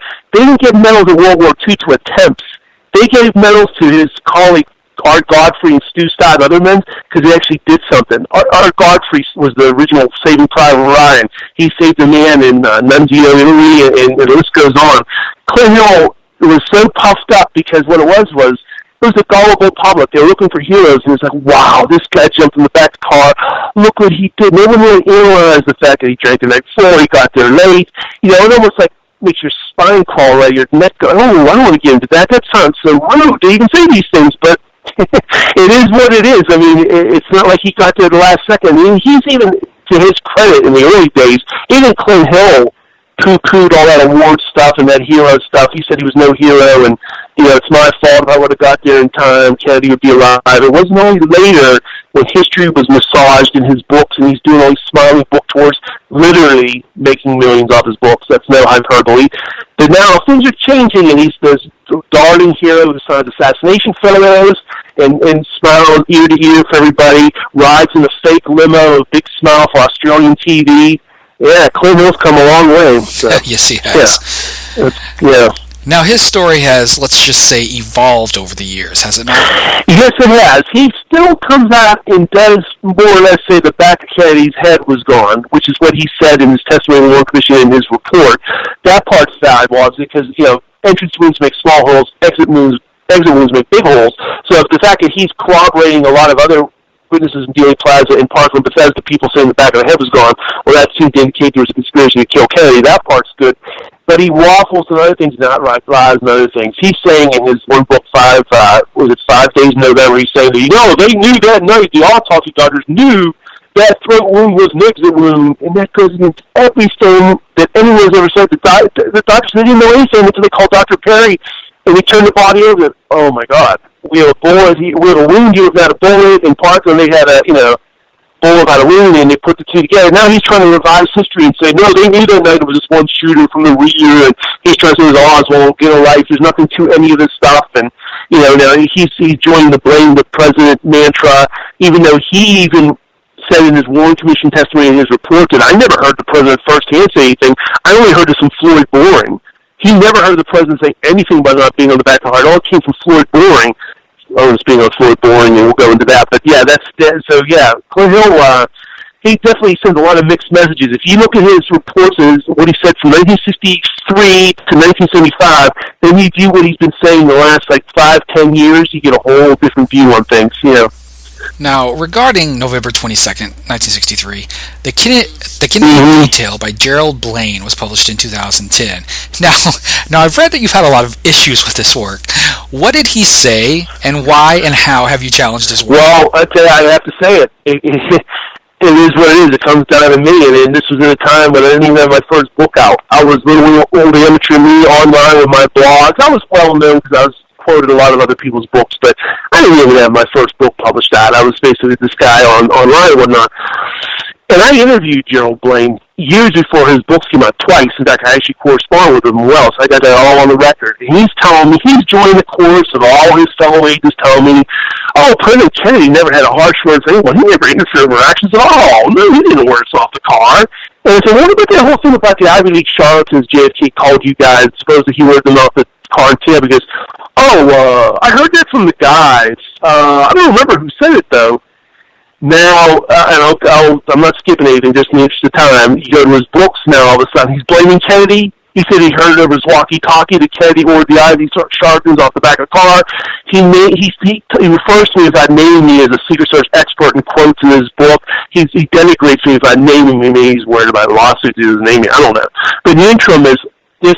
I just got to say it. It might sound egotistical. I don't know what it sounds like, but for better or for worse, you were talking to the reason why there are Gerald Blaine books and Clint Hill books, because when I wrote Clint Hill, a 22-page letter, Clint Hill back in 2005 had an unlisted address, unlisted phone number. Other than Mike Wallace, CBS, and William Manchester, no one had ever interviewed this guy before. And I can't stress enough, if you have an unlisted address and phone number, no one can contact you, okay? Well, I got his unlisted address and phone number from a former agent, Lynn Meredith, who's since passed away, to my shock and surprise. Yeah, Clint Hill would be able to clear this up for you. His address and phone number was spelled over, like, oh my God, I can't believe you gave me this. So what I did, I'm very bold. I have a part of me that's a little naive, a little I don't know, I just go for broke sometimes. I sent Clint Hill a 22-page registered, certified, he had to sign for the receipt, a letter, and basically what it boiled down to was, it was a Cliff Notes version of my first book that was still a work in progress, and I basically said in a 22-page letter, I said, you know what, Clint, I know you did the best you can. I was trying to be nice, but I said to him. But I said, you know what, if your fellow agents like Boring, Emily Robertson, hamstring you guys by, this whole falsehood about ordering off the car and telling you what to do, what not to do, and all these college years are telling me that Kennedy never ordered you guys off the car, all researchers basically summarizing this. He was livid, and how I found this out was I didn't get any response from him in writing. I figured I wouldn't, and we were going to call him. So I called him. And basically, it was a very cantankerous couple minutes on the phone. He was like, yes, I received your letter. I knew you are. I had nothing to say to you whatsoever. And, typical, really, he was hot or because he was mad, okay? Well, then, the next day, I called Gerald Blaine. Now, keep in mind, at that time, I did not know until the next day, him and Gerald Blaine have been friends since the late 50s, dear friends, very dear friends. They started out in they were in the Denver field office together. In fact, they just attended Clint Hill's son's wedding with Bill Livingood, former agent. Bill Livingood was also the Sergeant of Arms, the House of Representatives. He's the gentleman who, from the Clinton days to the early Obama days, said, Mr. Speaker, the President of the United States. That's Bill Livingood. Well, Bill Livingood was the last active duty agent from the Kennedy era, and he became the Sergeant of Arms of the House of Representatives. So here was Clint Hill, Bill Livingood, and Gerald Blaine at Clint Hill's son's wedding the day before, and talking on their topic was some young son of a gun sent me this letter and called me. Can you believe this? And then he's friends with Gerald Blaine. Gerald Blaine's quoting from my letter, okay? I'm like, oh my God, would he fax it to him? What the hell's going on? Well, then a couple years later, and I didn't hear anything more from it. This is like a fascinating little anecdote I kept to myself. They all of a sudden hear grumbling. Hey, there's this agent Gerald Blaine, Vince. I never heard of this guy. He's coming out with a book on Simon & Schuster, the biggest publishing company in the world, called The Kennedy Detail. I'm like, what? And then a week later, I get a certified letter from Blaine's attorney. And the letter basically said, take down to your blog any mention of Gerald Blaine's upcoming book. We do not want anyone to think you're the co-author of this book. And they were threatening legal action. If anyone misconstrues you're the co-author, we will take legal action against you. We'll get a court order. And people were telling me, Vince, this is crazy. All she did was say he has an upcoming book. He's not saying you're the co-author. What's he trying to pull? So what I did was, I just took down one part of the blog. I said, you know what, sir, I'm not trying to say I'm the co-author, but I said, he was a shot across the bow. They were trying to scare little me into sounds. Well, I scared the heck out of them. I came on my book because I knew that his book was basically written as an answer. He was out. Basically, Clint Hill and Joe Blaine were outraged about what I was putting online and what they read in a couple other people's books, quoting my name. So they came on this book to try to save the day and cover the ass of the Secret Service of the 60s, which they were a part of, to say, no, Kennedy ordered us off the car. It's a shame what happened, but hey, we did the best we could. That's the truth. Kennedy didn't want us there. That's it. Sayonara. And my book came out, and they were shocked about that in 2013. And again, in the interest of the time, I got to tell you, I got harassed at work by colleagues of Joe Blaine. I won't say the guy's name, but one guy in particular. So it was definitely a modern-day warfare, and my people would say, oh, this is 50 years ago, their life, what's it to do? Well, there's these two guys going around the world, literally, that's not hyperbole, literally, I have it on record, making millions off their books. Their books have all sold hundreds of thousands of copies. Simon & Schuster, Book Advance, movie deal in the works, Clint Hill.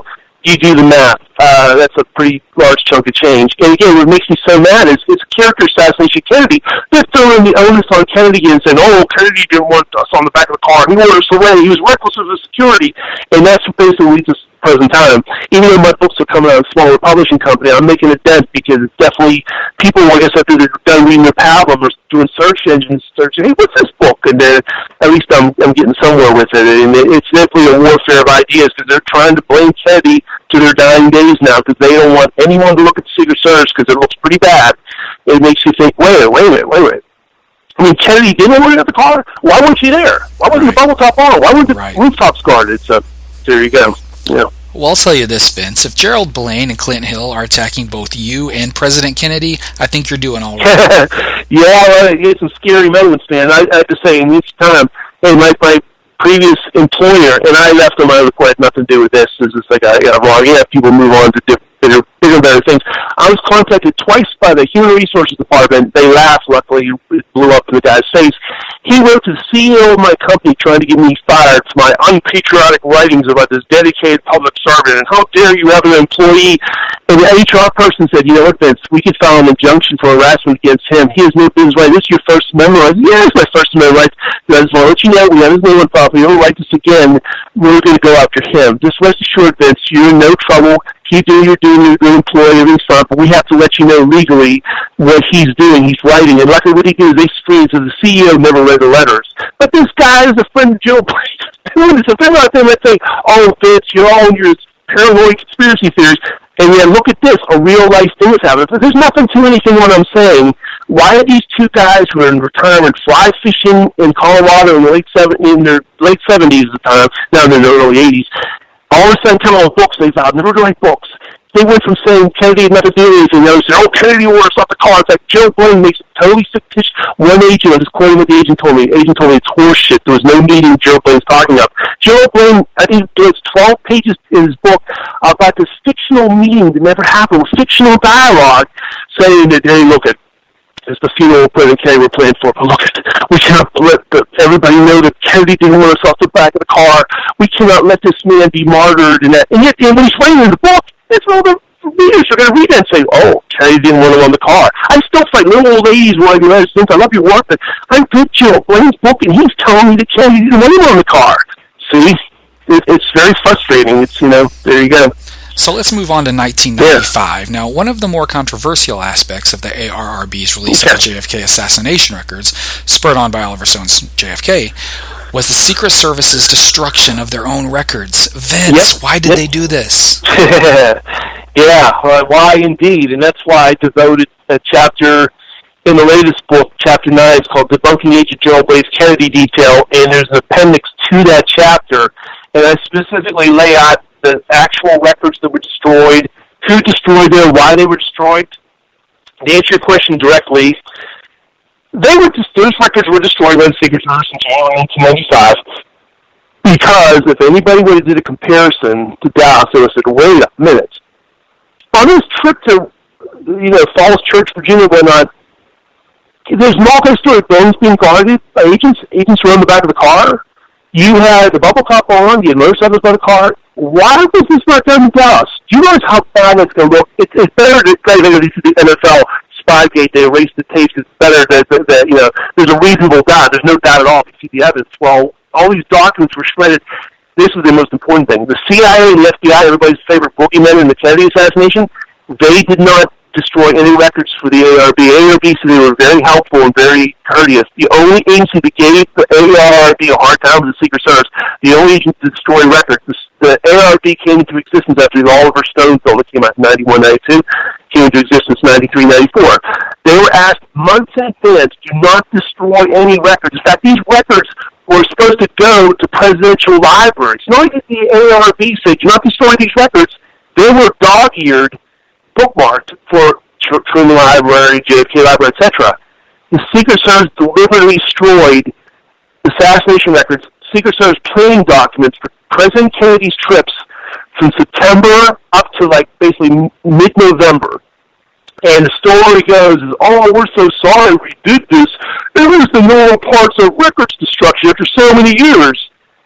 So typically, everything was fine from 1961 or 62, 63 on, but then January 95, they went to the shredder, and now they're trying to backtrack. So there was part of the records destruction, and there were going to be congressional hearings, and that one of the ARB details this, and I quote him in my book as well, that the ARB got cold feet in the last minute, decided not to push the matter, but there actually would have been congressional C-SPAN kind of hearings about the destructions of these records, because it's also a federal offense, federal records, you're subpoenaed by a federal agency not to destroy them.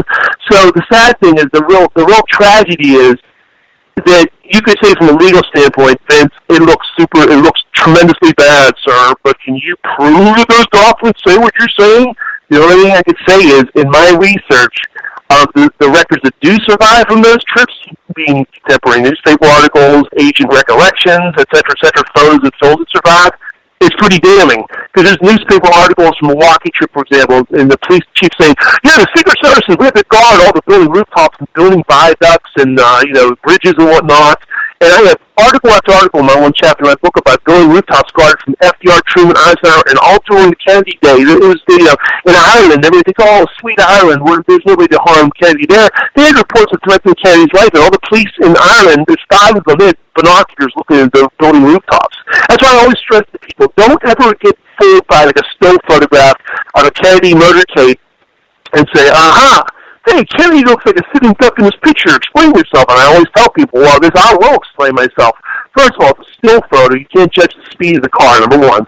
There's officers intermingled in the crowds. There's officers lining streets facing the crowds. You had the multi-story buildings guarded. And then you had the whole thing about flatbed trucks in front of the car with the news coverage where they even dare do anything because there would have been that tremendous media scrutiny right in front of the car. You had the military aid in the car, et cetera, et cetera.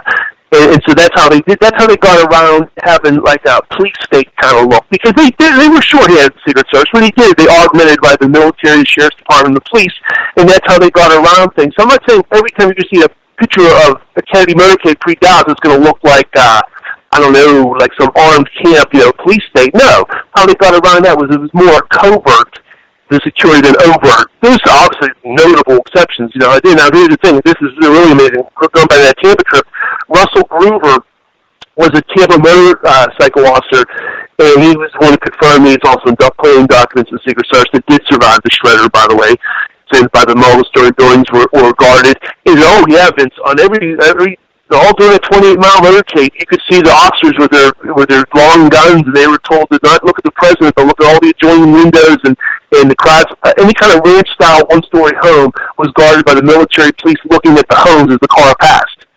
That's why Kennedy survived all the other trips. It wasn't good old-fashioned luck. So there you go. That's why the records were destroyed. People would compare, and their heads would have rolled, but those son of a guns destroy the records, and it took me to go dredge the archives and meet interviewing these guys, and luckily I did. You know, a lot of them have passed on since, and thank God I got a lot of these guys on tape, and I got them in writing. Otherwise, no, I always said this, thank God I did, no one would believe me. It's, how do we know Gerald Fayne really said this, Vince? How come, what if you're lying to us, no, I got it on tape? There you go. And so you say that's what I mean. Yeah, thank God for records, because otherwise it'd be lost to history. You know.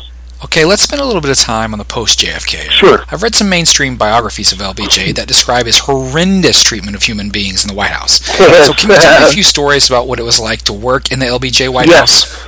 But I'm just quoting as a direct quote. Walt Coughlin, who was an agent who protected Kennedy, said that LBJ was a first-class prick. He said that was basically the feeling about LBJ. That, you know, there's a segment of the agents, including two agents on the follow-up car, Emily Robertson, Tim McIntyre, were mad at Kennedy for his personal life, and that could go to motive. Why did they do what they do? These agents were mad at Kennedy. Well, the vast majority of the Kennedy detail adored Kennedy. The vast majority of LBJ's detail despised him. They thought he was rude, crude, he was ignorant. He called them Secret Service, Secret Service. He wouldn't even say their name. He didn't give a damn about their names or feelings or backgrounds. They went from the beautiful Hyannis Port in Palm Beach to this awful cattle guards of Texas and the horse manure and cows and everything, and just rude beer. LBJ would go out on the porch and urinate. Sometimes he'd urinate on an agent's leg. There's a famous story, Ron Kessler, in his book, has been corroborated by other agents and whatnot. At one time, LBJ was urinating on an agent's leg, and the agent turns and says, "Sir, you're urinating on my leg." And LBJ said to him, "Well, son, that's my prerogative." So this is what I'm talking about. And other agents, like Dennis McCarthy in his book, Protecting the President, said that basically LBJ's views are royal pain to deal with. And in my interviews and correspondence with agents, that was basically the consensus. They all agreed. Now, one person said they liked LBJ. They all said, oh, he was rude, he was depressing, going from Kennedy to him. And basically the feeling was, the only person that sort of kind of liked him and kind of tolerated his brusque behavior was Rufus Youngblood. And while Rufus Youngblood was the other hero of Dealey Plaza, now Rufus Youngblood, in his dying days, said that there might have been some exaggeration. He didn't get there as fast as the Vice President, Lyndon Johnson, thinks he did. But supposedly the story was, the first shots ring out. The Kennedy detail's totally immobilized, isn't doing anything. But the Vice Presidential detail, by contrast, is moving very fast. Supposedly before the second shot, Rufus Youngblood covers LBJ before all the other shots come. Well, Rufus Youngblood's kind of hems and haws, and you can tell he's trying to say, I don't think that really happened the way LBJ, but it made him look good. He got an award, so he doesn't exactly want to backtrack and say it didn't happen the way the Vice President said, but he went with it. Why not? He got the assistant director, head of LBJ's detail. He wrote a best-selling book in the early 70s, and he got to be famous for the Kennedy assassination as well. So a little celebrity from the assassination came to him as well. And his book, ironically, came out in Simon & Schuster in the early 70s, was a big deal as well. So there you go. What was it like for the Secret Service during the Watergate era? I mean, if you believe Woodward and Bernstein's The Final Days, Nixon was unhinged towards the end. I'm curious as to the agent's view of the Watergate era. Yeah, Nixon was a weird, like a paradox. He was strange. If the average agent, there's exceptions. The average agent loved JFK. The average agent despised LBJ.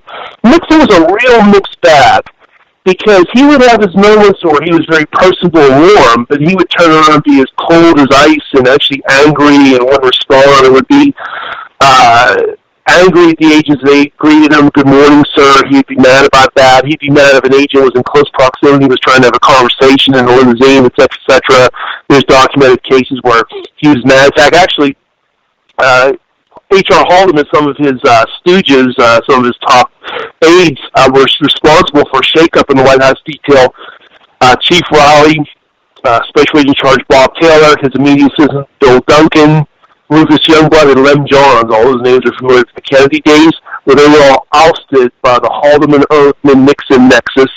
And what it was, they were afraid of their loyalties, number one. They were afraid that they were Kennedy boys and LBJ boys. They didn't want those kind of people next to the president, so slowly they were phased out for other agents and whatnot. So, again, it's a mix. It depends on some. He said he was really bad during Watergate. The Watergate crisis, he became like a recluse and did not want to be bothered. But in the early days of the administration, those firings aside, he was actually pretty personable and warm. But his own personality was very schizophrenic. He was, Watergate was, he was his own worst enemy. That's basically the way he was. So he was more like a mixed bag in comparison to LBJ and Kennedy. Yeah. I'm going to let you tell the story, Vince, but there was an agent that had an odd tie to both Watergate and the brain of JFK? Yes, Jim Mastrovito. Yeah, that's a chapter in the book as well. Jim Mastrovito was a member of Kennedy's detail, and he left in 1962. He went up to headquarters in the intelligence division, and lo and behold, after the assassination, he was in charge of the Kennedy assassination file. In the late 60s, this is by his own words, he was interviewed by the Assassination Records Review Board. He said, yeah, he got a hold of part of the president's brain and he destroyed it because he didn't want to see it one day on eBay or for sale. So he put it through a food grinder where he dispose of food, and he destroyed it. He claims he got it from the AFIP, Armed Forces Institute of Pathology, I think it was, where Pierre Finn came from, and that's a lot of ball wax. Wow, there was a piece of brain that came from AFIP, huh? But he destroyed it because he didn't see it as a souvenir. So you got this tremendous connection to Kennedy. He becomes the head of the Kennedy file, and then his name's tied to Watergate. He's named an official Watergate report of Senator Baker actually mentions him. I think it's in connection with James McCord. He had some sort of connection with James McCord, and Mastrovito passed away, I believe, off the top of my head, I would check it, like around 2006. Well, he, in his dying days, in early millennium, he had a blog. He basically says in his blog, I'm not going to give tribute to books because I don't believe in, blood money and whatnot, but I'm going to say for the record, I had nothing to do with Watergate, and Howard Baker named me in the report, I'm livid, it had nothing to do with that whatsoever. Yes, I knew James McCord, but that's neither here nor there. But it's interesting, this agent is connected to Watergate, James McCord, the brain he destroys part of it, he admits it, and then he's part of Kennedy's details, all sorts of pictures of him and Kennedy in 61, 62, and there's a postscript of this. Again, it pays to have a blog, not just my books, my blog, but I get contacted all the time by either, well, I used to get contacted by former agents, now I'm persona non grata, because they don't want to talk to me for what I've written, but I still get a lot of contacts from surviving, failing members of deceased agents and whatnot, and after James Mastrovito passed away, by the way, another postscript about James Mastrovito, he went under a career in the CIA. So that's another big thing about James Mastrovito after that. This is all by his own admission. This isn't theories. This is him even admitting this. Well, his daughter contacted me out of the blue in 2012. I was like, what do you have to say about my father's name?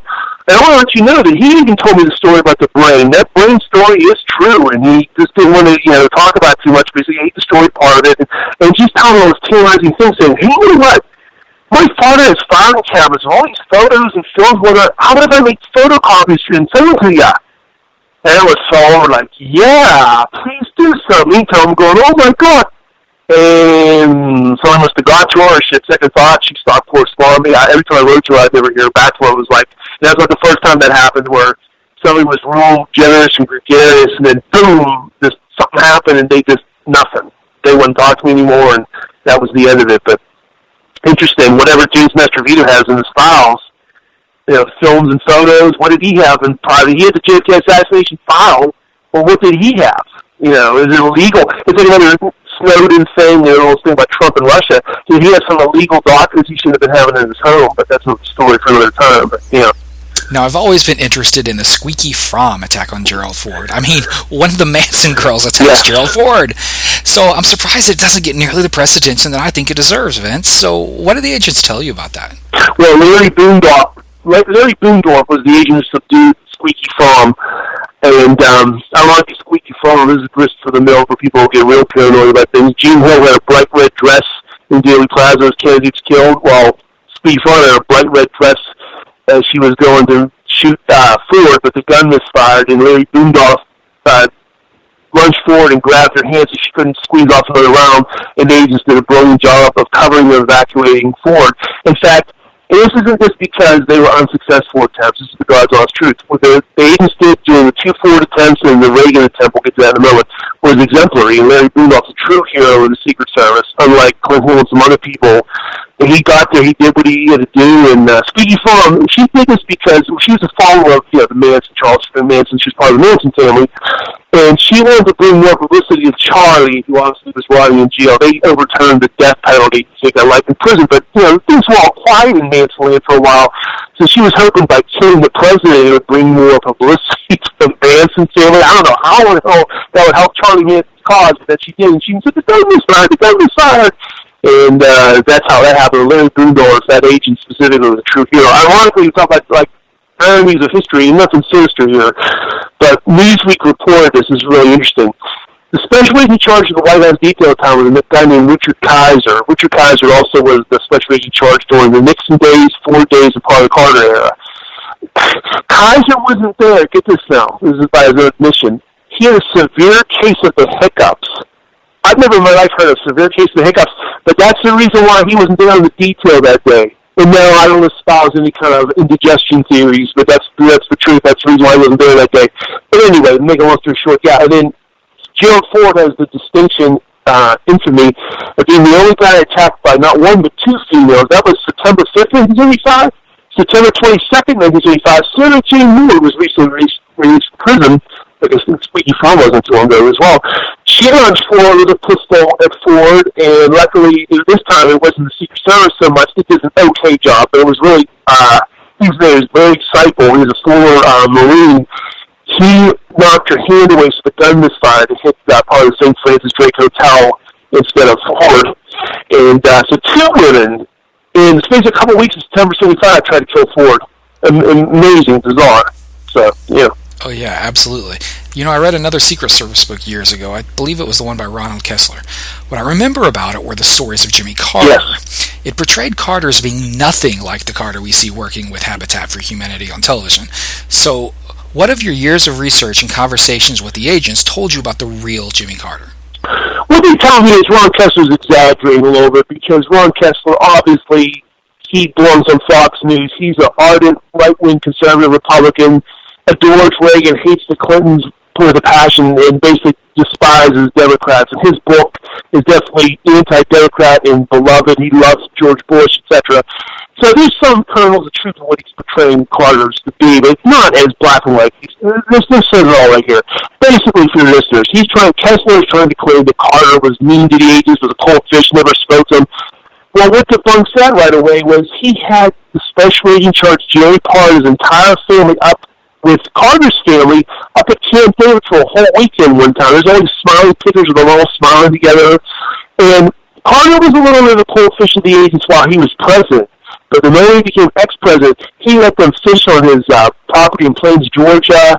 A super nice guy. And he said, Carter said the reason why he was a cold fish is he didn't think the agents liked him. The agents, they thought Carter didn't like them, so it was a huge misunderstanding. So in other words, when Carter came to office, his whole thing, you remember him about the saving on energy, so he shut off the electricity at some point. Well, his whole thing was a mistrust of government. So these agents were already there from the Nixon Ford days, hint. So he was thinking, oh, these guys, I don't know if I can trust these guys with this post-Watergate thing. And they were looking at his boy, after Ford, this guy's kind of a cold fish. I don't know if I like this guy. And again, the whole Jerry Parr story kind of puts a dagger into the heart of the way since this guy didn't like the Secret Service. He had this guy free of charge up at Camp David. It was a beautiful weekend. Jerry Parr and some will never forget. It was so beautiful color photos of the family. It was Rosalind and Jimmy Carter and Amy Carter, and they're all dancing around, playing games together and everything. And to do that, that's a special agent in charge. That his bodyguard. Why is he doing that? But yeah, middle of the short, it was a misunderstanding. And Ron Kessler took a kernel of truth and ran with it, because his whole goal is to make the Democrats sex-obsessed, scandal-ridden, they're bad for the country, and yet he deifies other Republicans. That's basically what he does, yeah. Okay, so let's talk about John Hinckley, the man who attempted to assassinate Ronald Reagan in 81. Mm-hmm. From what I've read, he'd been inspired by Robert De Niro's movie Taxi Driver. But I've also read that his targets were initially supposed to be Ted Kennedy and then Jimmy Carter. Right. When was the Secret Service made aware of John Hinckley? They were made aware of him right after his attempt on Carter, but it was made to look like, how can I put this? Like the situation was neutralized, it wasn't as bad. It was in Nashville. He had a couple pistols. He was stopped by the police. There was a time when Carter was landing at the airport and whatnot, and Hinckley even knew later on he got spooked by the detail. Like the Secret Service detail was too strong and too present, at the jail. I'm pretty sure it was Nashville, Tennessee. So the Secret Service got to the point where it was a threat that was neutralized, the case was pretty much closed, that was that. Well, Hinckley showed up, President-elect Reagan, Reagan was at Blair House. I think he was doing his transition, getting his cabinet together, he was President-elect in late 1980. Hinckley, I think there's actually a still photo of Hinckley outside Blair House. And Hinckley said the same thing like Parker. Oh, the protection's too good here. I can't do it. Mission aborted. And he did try to get Ted Kennedy, but something about Carter, I know for sure. And that just proves that he was apolitical. It didn't matter if they were Democrat. He was just trying to do something in his warped mind to impress Jodie Foster, who had this massive obsessive crush from seeing her in Taxi Driver. Well, lo and behold, the reason why he made his attempt at the Washington Hilton is because in those days, there was space given to the press corps, so anybody can intermingle with the press. Now you can never do that. They check your credentials. You have to be certified. There's no way to do it. But he slipped into the press area. So when Reagan was done, he knew there would be a moment where Reagan would go to the limousine, and now people know he'd be straightforward amidst all the reporters and cameramen too busy asking questions in the cameras at Reagan. That's when Hinckley struck, and luckily Secret Service did a phenomenal job. And that is like textbook video. In fact, to this day, this is ironic. At Beltsville, Maryland, the James J. Rowley Training Center, okay, they showed a Zapruder film over and over to recruits and even grizzled veterans to say, we never let this happen again. They analyzed the Zapruder film. They also analyzed the video of the Reagan assassination attempt about what you should do. Tim McCarthy took the bullet for Reagan. Jerry Parr, I spoke to Jerry Parr about this in 1985, he pushed Reagan into the limousine and saw the blood come out of Reagan's mouth. Says, we're not heading to the White House, sir. We're going to George Washington University Hospital. He saved his life. Tim McCarthy was the first level of saving his life. The other level, he would have died if they would have went back to the White House. He took him to George Washington University, and he realized, oh my God, the bullet he actually was hit. It was close to his heart. It was a devastator bullet. It ricocheted off a limousine. If he would have sent him back, he would have died of shock at his age. So there you go. And then the other agents did a brilliant job, covering, evacuating, and this, that, and the other. But yeah, so that was that. And Hinckley was definitely alone. You still hear some fringe theories about him. The only thing I will say about him, there's actually one thing about Hinckley that is not a fringe theory. I just don't know if anybody's gone any further with it. Your listeners might be aware. You might be aware. It's in the Houston Post. It's a crackpot tabloid. It came out at the time, back a couple days after the assassination attempt. Get this now. George H.W. Bush's son, I think it was Neil, was going to have lunch with John Hinckley's brother. So it's like, hey, you passed the butter. Hey, your brother's going to kill my boss's dad. You're like, what the hell is going on? How many billions of people on Earth, the chances of the vice president's son is dining with the assassin's brother, and it gets even deeper, so people rarely take the ball and run with this one. Hinckley bought his, the other thing is, Hinckley bought his weapon. This is all government records. He bought his weapon on Elm Street, on a pawn shop. That's Elm Street's where Kennedy was killed. And the Hinckley family, I don't know if they originated from the Dallas area, but they lived in Dallas for a while. I think they're also from Virginia. So that really got people going, oh my God, there has to be something to this, and the other. But no one's ever gone further about the Hinckley. It talks about 9/11, how when 9/11 happened, George H.W. Bush was with members of the Osama bin Laden cell. Hinckley took a pot shot. Neil Bush was dining with Hinckley's brother. That's kind of weird. Yes. So that's the connection there.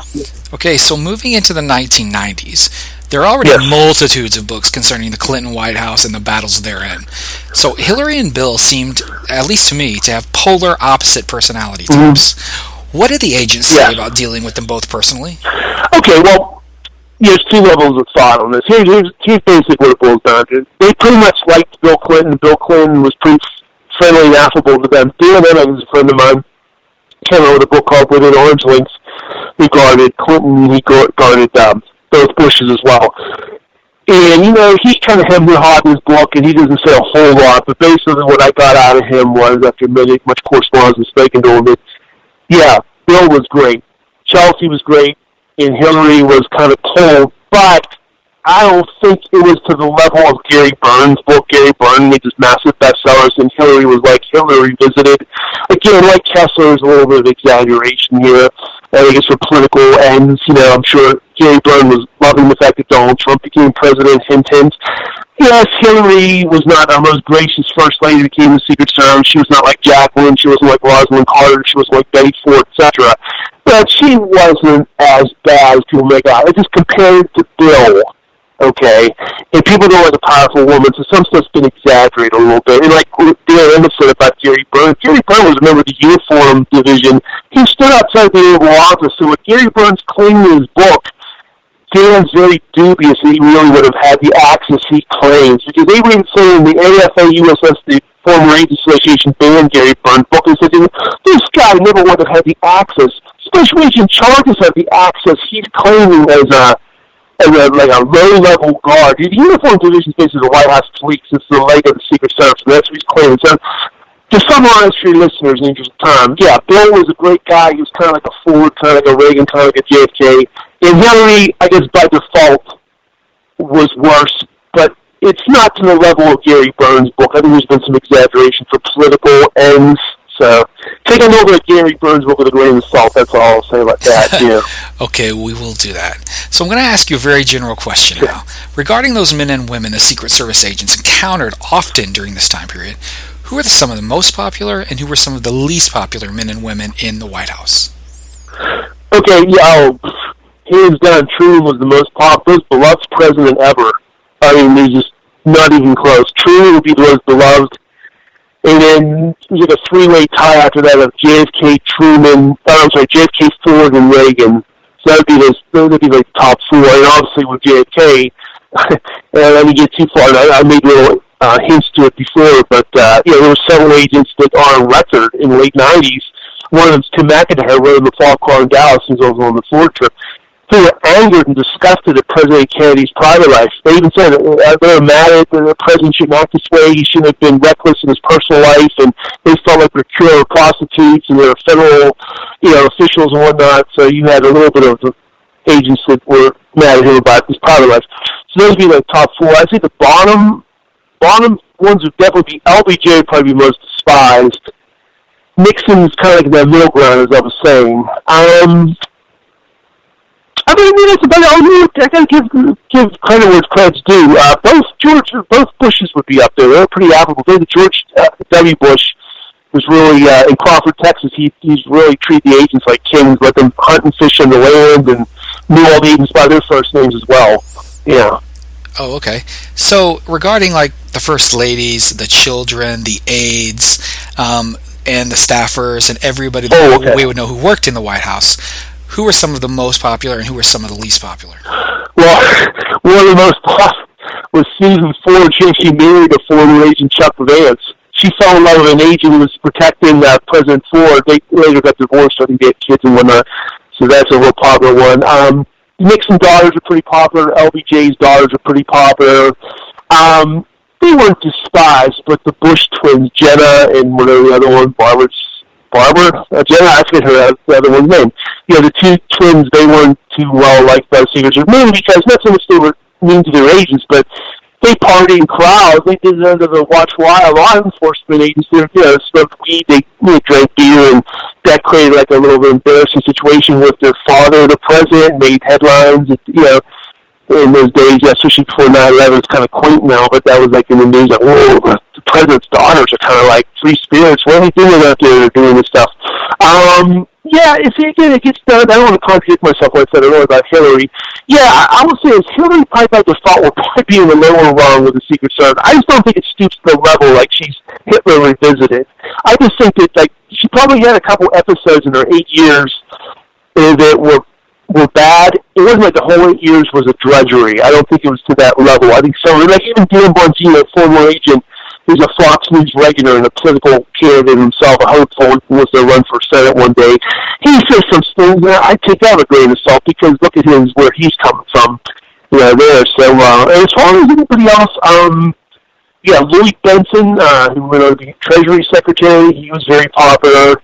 Henry Kissinger was very popular.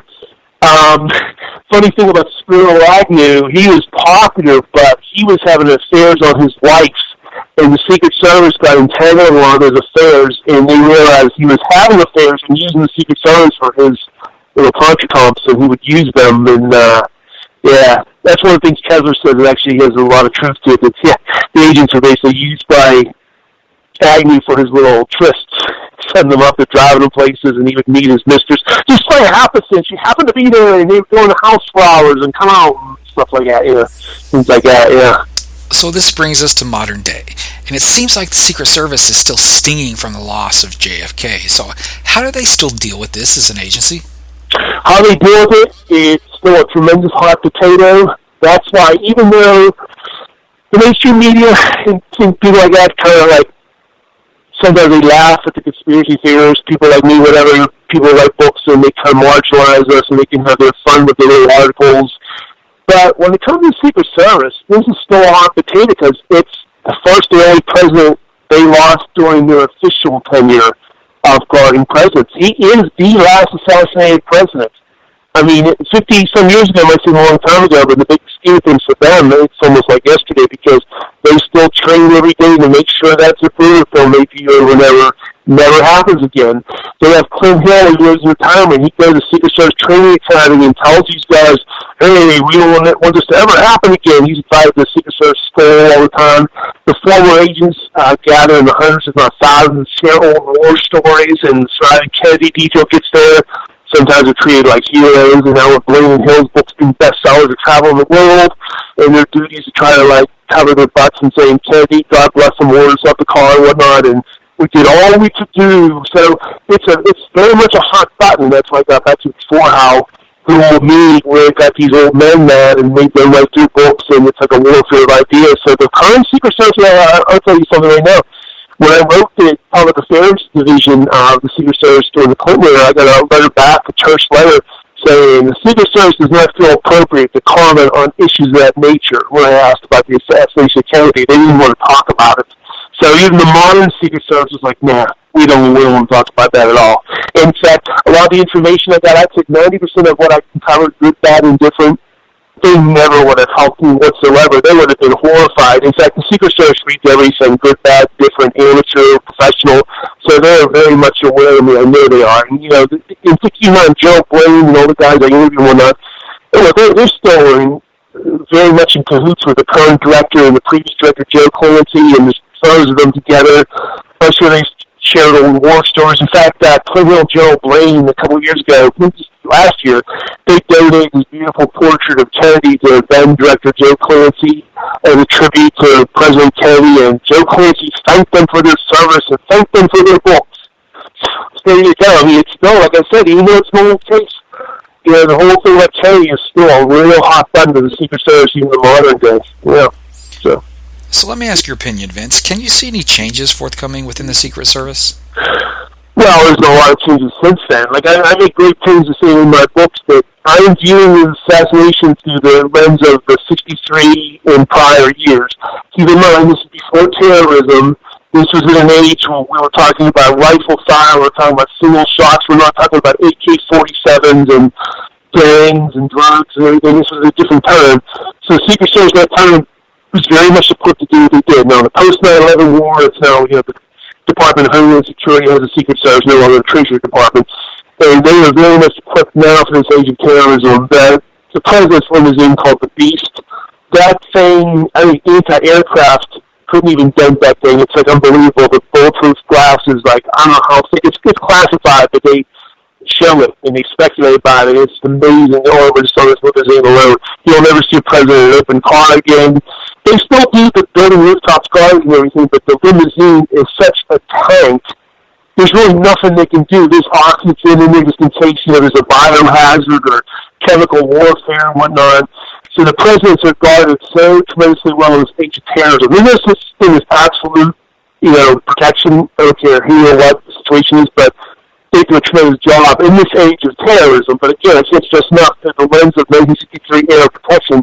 Kennedy should have lived, but they made tremendous progress. And some people that view the assassination, what happened in sister when it comes to Secret Service, say, wow, well, they sure gained a lot of manpower, money, and equipment after the assassination. It was a boom for the Secret Service what happened in the assassination. They got billions became billions, and money and manpower, equipment, the whole 9 yards. And like even Paul Coughlin admitted his little history to the Sixth Floor Museum.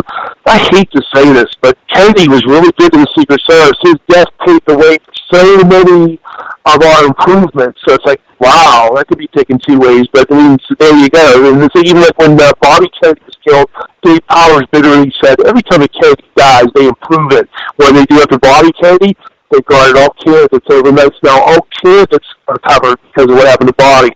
So there you go. So yeah, so that's where we go. But so yeah. So if anyone has any questions or wants to read any recent writings you've done, where can they go, Vince? The simplest thing to do would be to worry about John Dunn website. So what you do is put my name, Vince Palamara, Palamara, Vince Palamara. Put it in Google, put in the search engine, and my blog will come up. And my books, I have 3 books out: Survivor's Guilt, JFK Department, The Fifth Size, which is on the medical evidence, and my latest book, Not So Secret Service.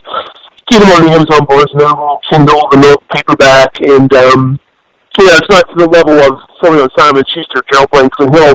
But the books are doing very well, much better than I ever thought they would. I decided in this day and age, a lot of books come and go, a lot of books die, they're dead on arrival. And I tell you, the books sell every week, you do really well. It's like word of mouth, and this day I got to say something for all the authors out there listening, that I think we all thank God for Amazon and the Internet, because if my books were here in the 90s, they would have died on the shelves. Now, with the Internet's even playing field, people don't care if it's Simon & Schuster or the Acme Publishing Company. They put me in the search engine, they want to see a book, and ironically, when they go to Clint Hill's book, Gerald Blaine's book, my books come up with suggestions. Suggested reading, you might want to read this book too. So that's great. That helps. Yeah, so that helps one hand speak to the other. Now, it's not the level of somebody like that. Literally, I mean, it's no exaggeration, and these guys literally, that's what really calls me, is that they say these conspiracy theorists are in this for the money, meantime they work for it, and these guys, Clint Hill's worked in his life since 1975, Gerald Blaine has worked in years, and they're literally making hundreds of thousands to millions off their books. So Bugliosi and Posner, and the list goes on. The little runners are making the money. They ship in Manchester, not the people like us. With rare exception, we work for a living, we're breaking even, or we're losing money. It's all about the truth, so. It is all about the truth, Vince, if they can handle it. So Vince Palamara is the author of The Not-So-Secret Service. It's available from our pals at Shrine Day, who we like very much here at the site, and it can be purchased via a special link on MidnightRiderNews.com. Vince Palamara, thanks for being on the Midnight Rider News Show. Oh, I really appreciate it. Thanks a lot. Yeah, thank you to you, ST, and all your listeners. Appreciate it. I'm ST Patrick. This is the Midnight Rider News Show, and we'll be back with some final thoughts.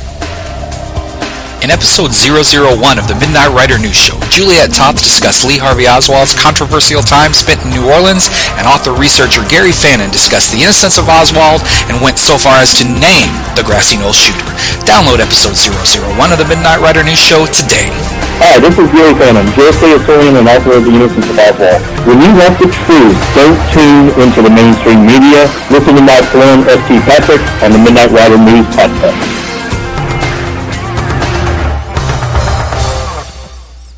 Once again, we want to thank Vince Palamara, author of The Not-So-Secret Service, for being on the show. He was fantastic, and it's no surprise why he's one of the most sought-after speakers at the JFK Assassination conferences. I was thinking about the medieval world today. Not the real medieval world of history texts, but the medieval world of fairy tales, dragons, and fair maidens in distress. There once was a king who ruled over a land, a vast land. And there was a rival exiled king who also wanted to rule over that vast land. He had ruled before, and he had ruled with such an iron hand that the people were in deep, grave despair. The new king also ruled with an iron hand and drove the people into further despair. However, the exiled king was able to amass an army of followers for an eventual raid on the kingdom. They wanted the feeling that coincided with seeing their king on the throne, despite their own economic condition. Fearing that the exiled king would rape and pillage their wives and children, the peasants of the new king's land raised the flag of their new king, pleading for his protection against those savages in exile. This was to be the most important battle of their lives, so saith both kings. Who won battles waged when the raid on the kingdom ended and the smoke had fallen over the blood-soaked medieval land? A king. Does it really matter which king? The people would still spend their lives in despair. This is our Game of Thrones. Welcome to the presidential election of 2020. From the other side of the mountain, on the best side of midnight, I wish you peace. The Midnight Rider News Show with St. Patrick is a production of MidnightRiderNews.com. Copyright belongs to St. Patrick and all rights reserved. You can email us at midnightridernews@gmail.com. And be sure to visit MidnightRiderNews.com for the best in alternative historical analysis. This is Leanne saying thank you for listening, have a great night, and always remember, when life throws you lemons, throw them back and demand chocolate.